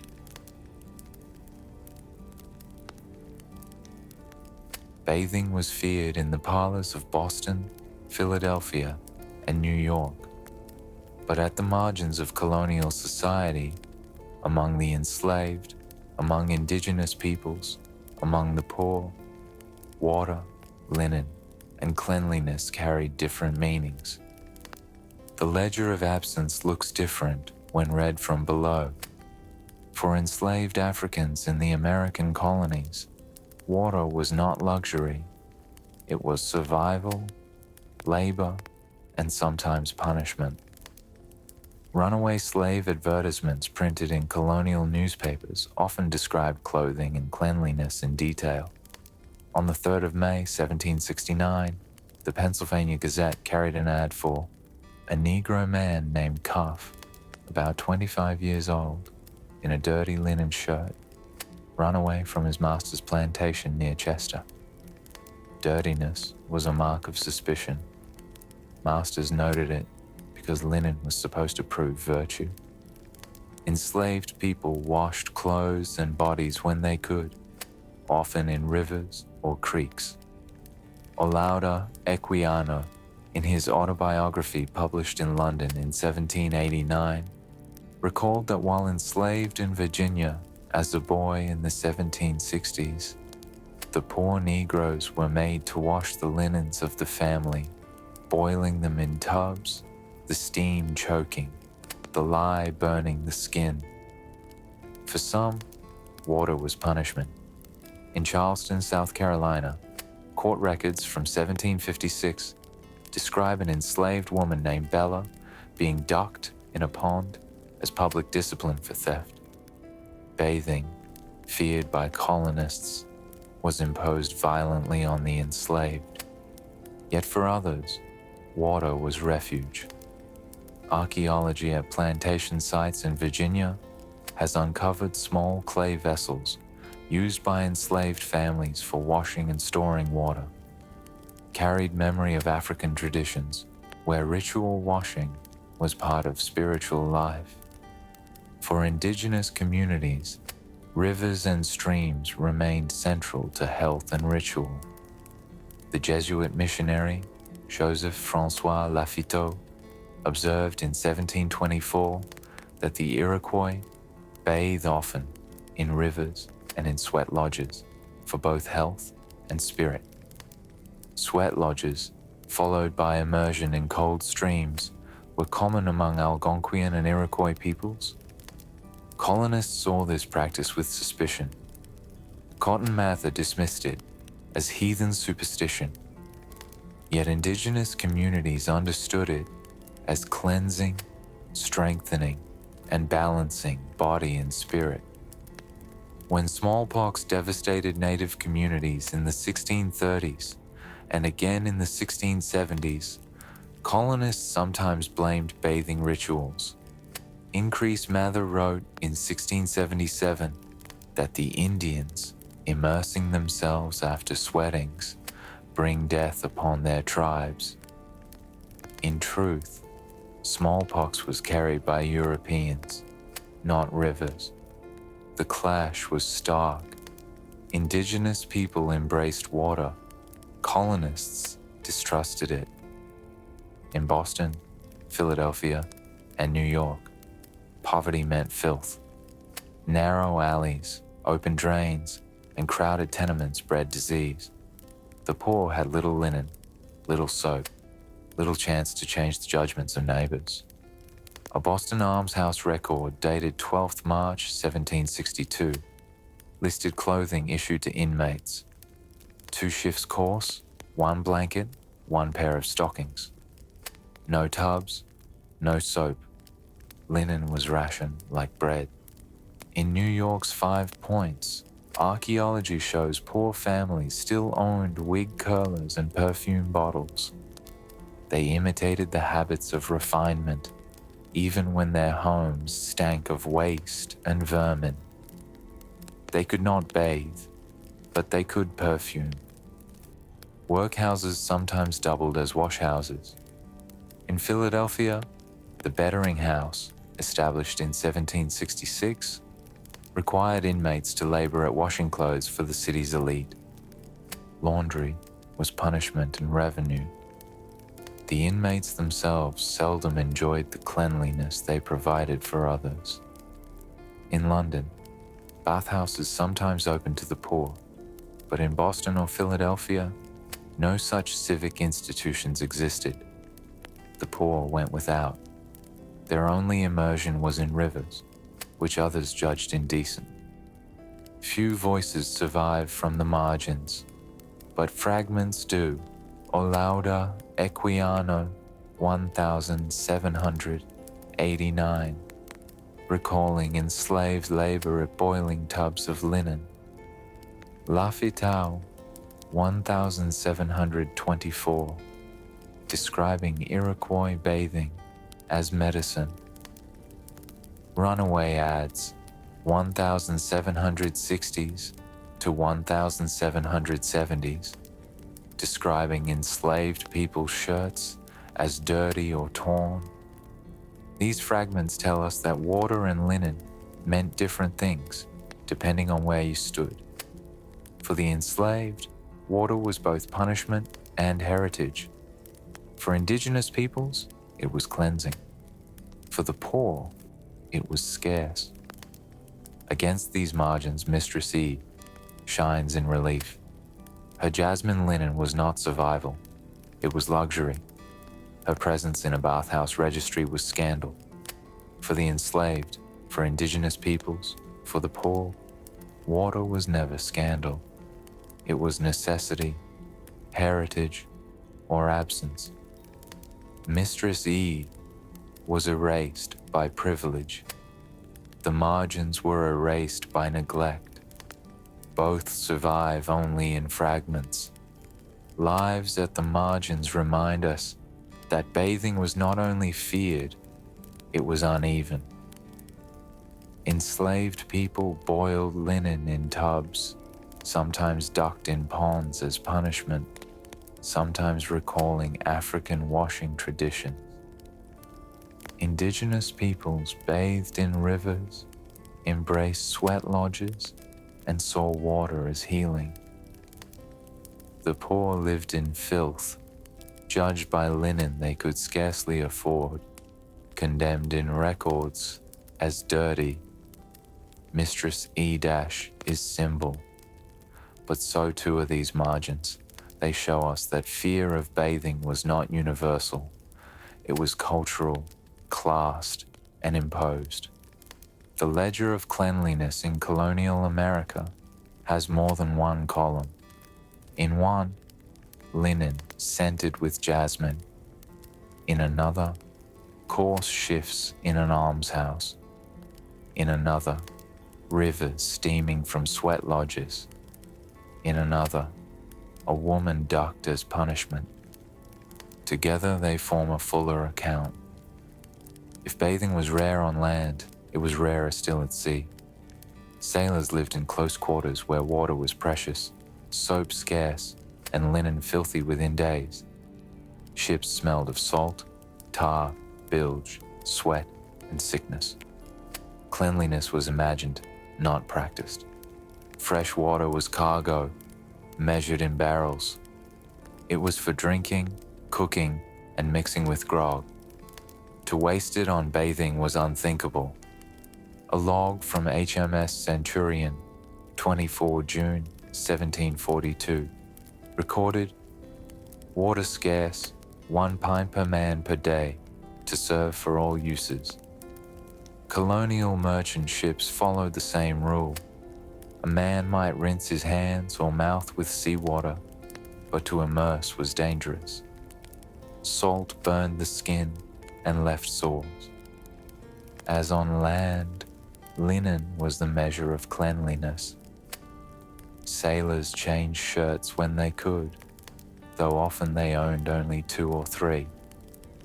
In the journal of American sailor Christopher Prince, kept aboard a trading vessel out of New London, Connecticut, he noted on 14 August 1763, "The men foul in their linen, yet little hope of washing, as water must be spared for the casks.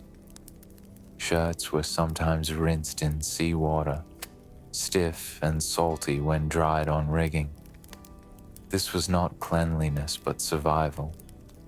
Lice and fleas thrived. Rats carried fleas. The dark hold of a ship was perfect breeding ground." John Nichol, a Scottish sailor who served in the American Revolution, remembered in his memoir, "We were eaten up with vermin. They crawled over us as we slept.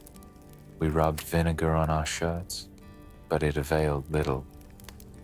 Perfume was absent. Vinegar was medicine and deodorant alike. Naval discipline included cleanliness, in theory." British Admiralty Orders, 12th May 1765, directed, "The men are to keep their persons as clean as possible, their hammocks aired daily, and their decks scrubbed with sand and water." But clean meant hammocks beaten, decks scrubbed, shirts boiled when in port. It did not mean bathing. Immersion was not part of duty. Ships carried disease as efficiently as they carried goods. Dysentery, typhus, and scurvy stalked crews. The diary of Captain William Trent, master of a Philadelphia brigantine, noted on 19 October 1769, "The flux is heavy among the men, 4 dead in as many days, clean linen not to be had, water near spent. Scurvy produced bleeding gums and open sores, but doctors prescribed citrus, not bathing.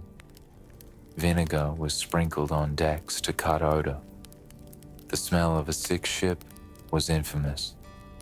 Tar and salt mixed with human waste, bilge water, and rotting wood. To step below deck was to step into miasma. When weather allowed, sailors occasionally stripped and plunged into the sea, but this was recreation, not routine." Captain James Cook noted on 12th of January 1771 during his first Pacific voyage, "The men bathe in the sea when calm, to their refreshment and no harm." Colonial sailors did the same in harbors, but captains warned against it, fearing drowning or chill. For most, the plunge was rare, risky, and forbidden in open ocean. At sea, water was more often punishment than comfort. The ducking of sailors was a ritual on crossing the equator. Men were plunged into barrels of seawater, dragged under ropes, soaked and half drowned in play and discipline. It was spectacle, not hygiene. Runaway sailors, when caught, were sometimes tied and dunked as punishment. Bathing remained associated with danger, not health. If Mistress E belongs to linen, perfume, and fire on land, her absence is even sharper at sea. No jasmine scented the forecastle. No perfume bottles lined sailors' chests.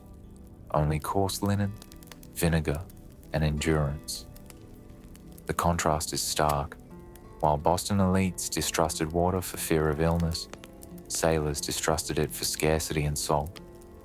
The bathhouse registry and the ship's log are both ledgers of avoidance, written in different hands. At sea, bathing was impossible. Water was rationed. Linen was scarce. Vermin flourished. vinegar-masked odor. The ocean itself surrounded the ships, endless and abundant. But for sailors, it was undrinkable, untouchable, unsuitable. They sailed on water, but feared to bathe in it. The ledger of the sea is written in thirst and filth, and in it, as on land, bathing was feared. The fear of bathing in colonial America did not come from nowhere. It was born from Europe, but in Europe, traditions diverged. Across the Atlantic, water carried different meanings, different risks, and different rituals. Public bathhouses were common in medieval Europe. In Paris, London, and Nuremberg, men and women alike visited steamy rooms to soak in hot water. But by the 16th century, plague and syphilis changed the perception. Bathhouses were condemned as immoral, filthy, and dangerous. In 1546, Paris authorities closed most public baths, fearing they spread disease.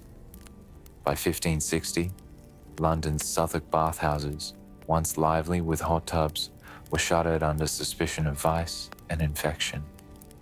The idea traveled with colonists. Water opened pores, pores invited sickness. By the 18th century, the French elite replaced baths with perfume. Versailles glittered with mirrors and gilt, but seldom with tubs.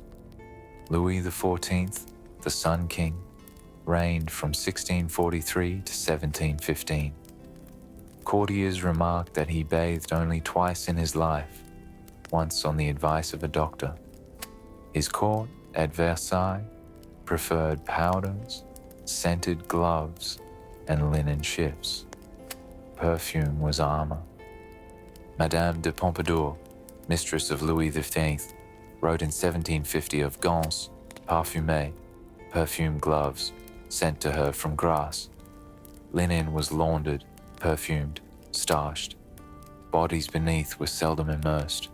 This mirrored Boston's Mistress E, whose jasmine linen carried the same French signature across the Atlantic.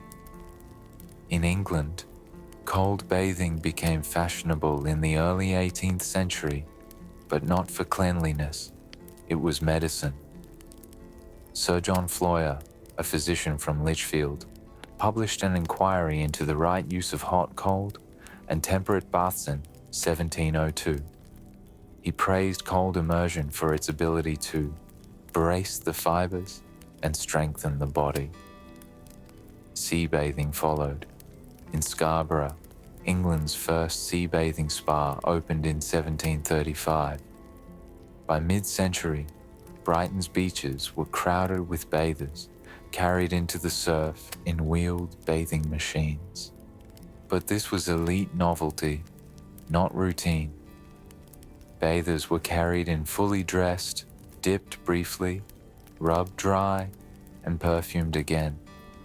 It was cure, not cleanliness. In Germany, mineral springs became famous. Baden-Baden, Karlsbad, and Wiesbaden drew nobles who believed the waters cured gout, rheumatism, and melancholy. A traveler to Karlsbad in 1745 wrote, "The waters are vile to drink, but the physicians command it. To bathe is equally disagreeable, yet all submit in hope of relief." Colonists heard of these spas, but few could afford or reach them. Instead, the suspicion lingered. Water was strong medicine, not daily habit. In Italy and Spain, remnants of Roman bath culture survived longer. Naples still had public baths in the 18th century, used by the poor. In Madrid, Moorish traditions of bathing lingered. A Spanish physician, Andrés Piquet, published Física Moderna in 1751, encouraging tempered use of water for health. Yet even here, daily bathing was rare. Ritual, not routine. Colonists carried these traditions across the ocean. Puritan ministers echoed European suspicion. doctors repeated European warnings about pores and humors. But the American environment sharpened the fear. Smallpox in Boston, yellow fever in Philadelphia, cholera in New York. Each epidemic reinforced the idea that immersion was risky. What Europe sometimes tolerated as spa cure or beach ritual, America rejected as unnecessary indulgence. European travelers noticed the difference. In 1740, Swedish naturalist Per Kalm toured the colonies and wrote, "The people here are clean in their shirts, but not in their persons. They bathe seldom, trusting linen to do the labor, yet they esteem themselves virtuous in this." His words confirm the contrast. Europeans bathed rarely, but Americans bathed almost never. Linen became the true measure. Mistress E's jasmine linen was French in scent, English in suspicion, German in fragility. Her half-recorded name belongs to this wider transatlantic story. She was not anomaly, but echo. She reminds us that colonial America did not invent the fear of bathing. It inherited it, sharpened it, and preserved it in ash. Europe distrusted water, but sometimes indulged. France perfumed linen, powdered wigs, gilded mirrors. England dipped elites in cold seas for medicine. Spain and Italy kept remnants of baths alive for the poor. America distrusted water and avoided indulgence. The ledger was stricter. Linen was virtue. Perfume was defense. Bathhouses burned. The difference was not origin, but degree. Europe hesitated. America refused.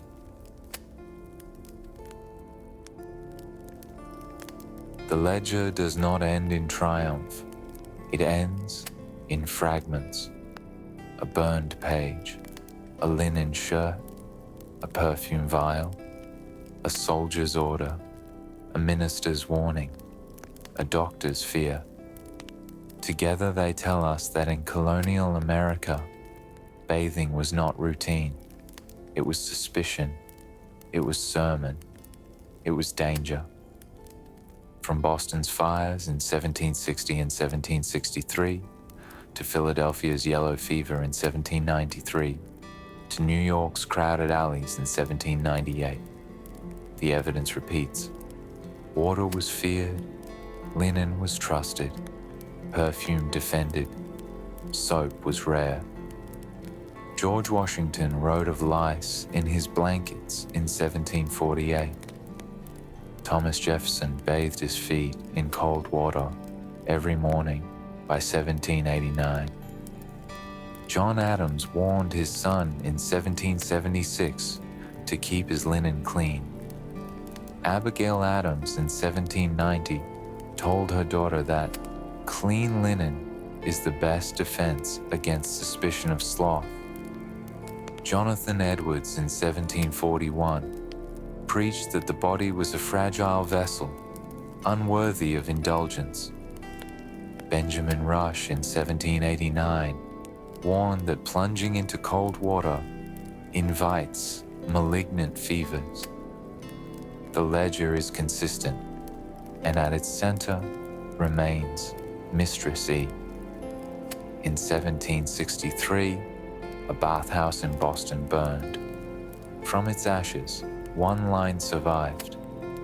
Mistress E, jasmine linen. She is not biography, she is symbol. She is linen perfumed, recorded, preserved by fire.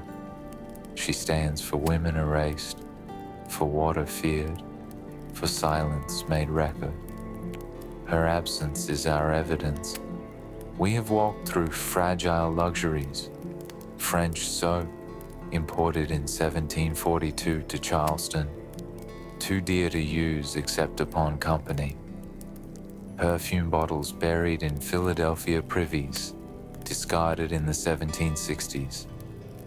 Wig curlers from New York's Five Points, unearthed centuries later. Copper tubs in Philadelphia estates, noted in 1774, but seldom used. Ribbons scorched in Boston's fire, 1763. They were luxuries, but they were not hygiene. They were survival of reputation. We have heard voices at the margins, or lauda equiano in the 1760s, washing linens in Virginia, recalling the sting of lye. Joseph Francois Lafitteau in 1724, observing Iroquois sweat lodges and river baths. Boston almshouse records in 1762, listing 2 course shifts for the poor. Philadelphia workhouses in 1766, forcing inmates to labor at laundry. Bathing was not universal. It was cultural, uneven, imposed. Fear defined the center. Necessity defined the margins. We have marched with armies. Washington's order of 22nd July, 1777. Shirts washed weekly.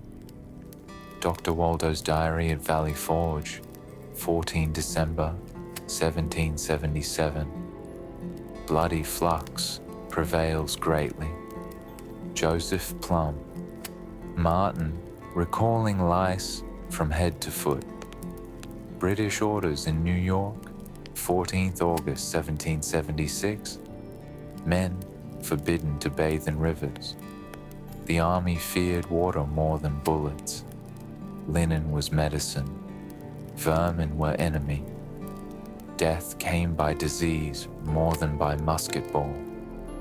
The ledger we have read is not the one kept by clerks. It is the ledger kept by fire, soil, silence, and fragments. It records linen instead of flesh. It records perfume instead of soap.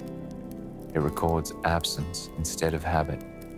It records that bathing was feared, and it begins and ends with Mistress E dash. So now the ledger closes. We have traced linen through Boston, Philadelphia, New York. We have followed Washington, Jefferson, Adams. We have listened to sermons and doctors. We have lifted perfume bottles from privies, ribbons from ash, wigs from soil. We have seen a culture where water was mistrusted, where linen was second skin, where fear was daily habit. And we return to the question, would you have liked living in colonial times? Would you have trusted linen instead of water? Would you have feared the bath or stepped into it? Let us know what you think in the comments below. And on the next page of the ledger, the bathhouse gives way to the frontier. Linen turns to dust, perfume to whiskey, copper tubs to tin basins behind saloon doors. Water was scarce, soap was rarer, and reputation was often cleaner than the body itself. Join us for the next story in history's ledger, the deadly battle between cowboys and hygiene.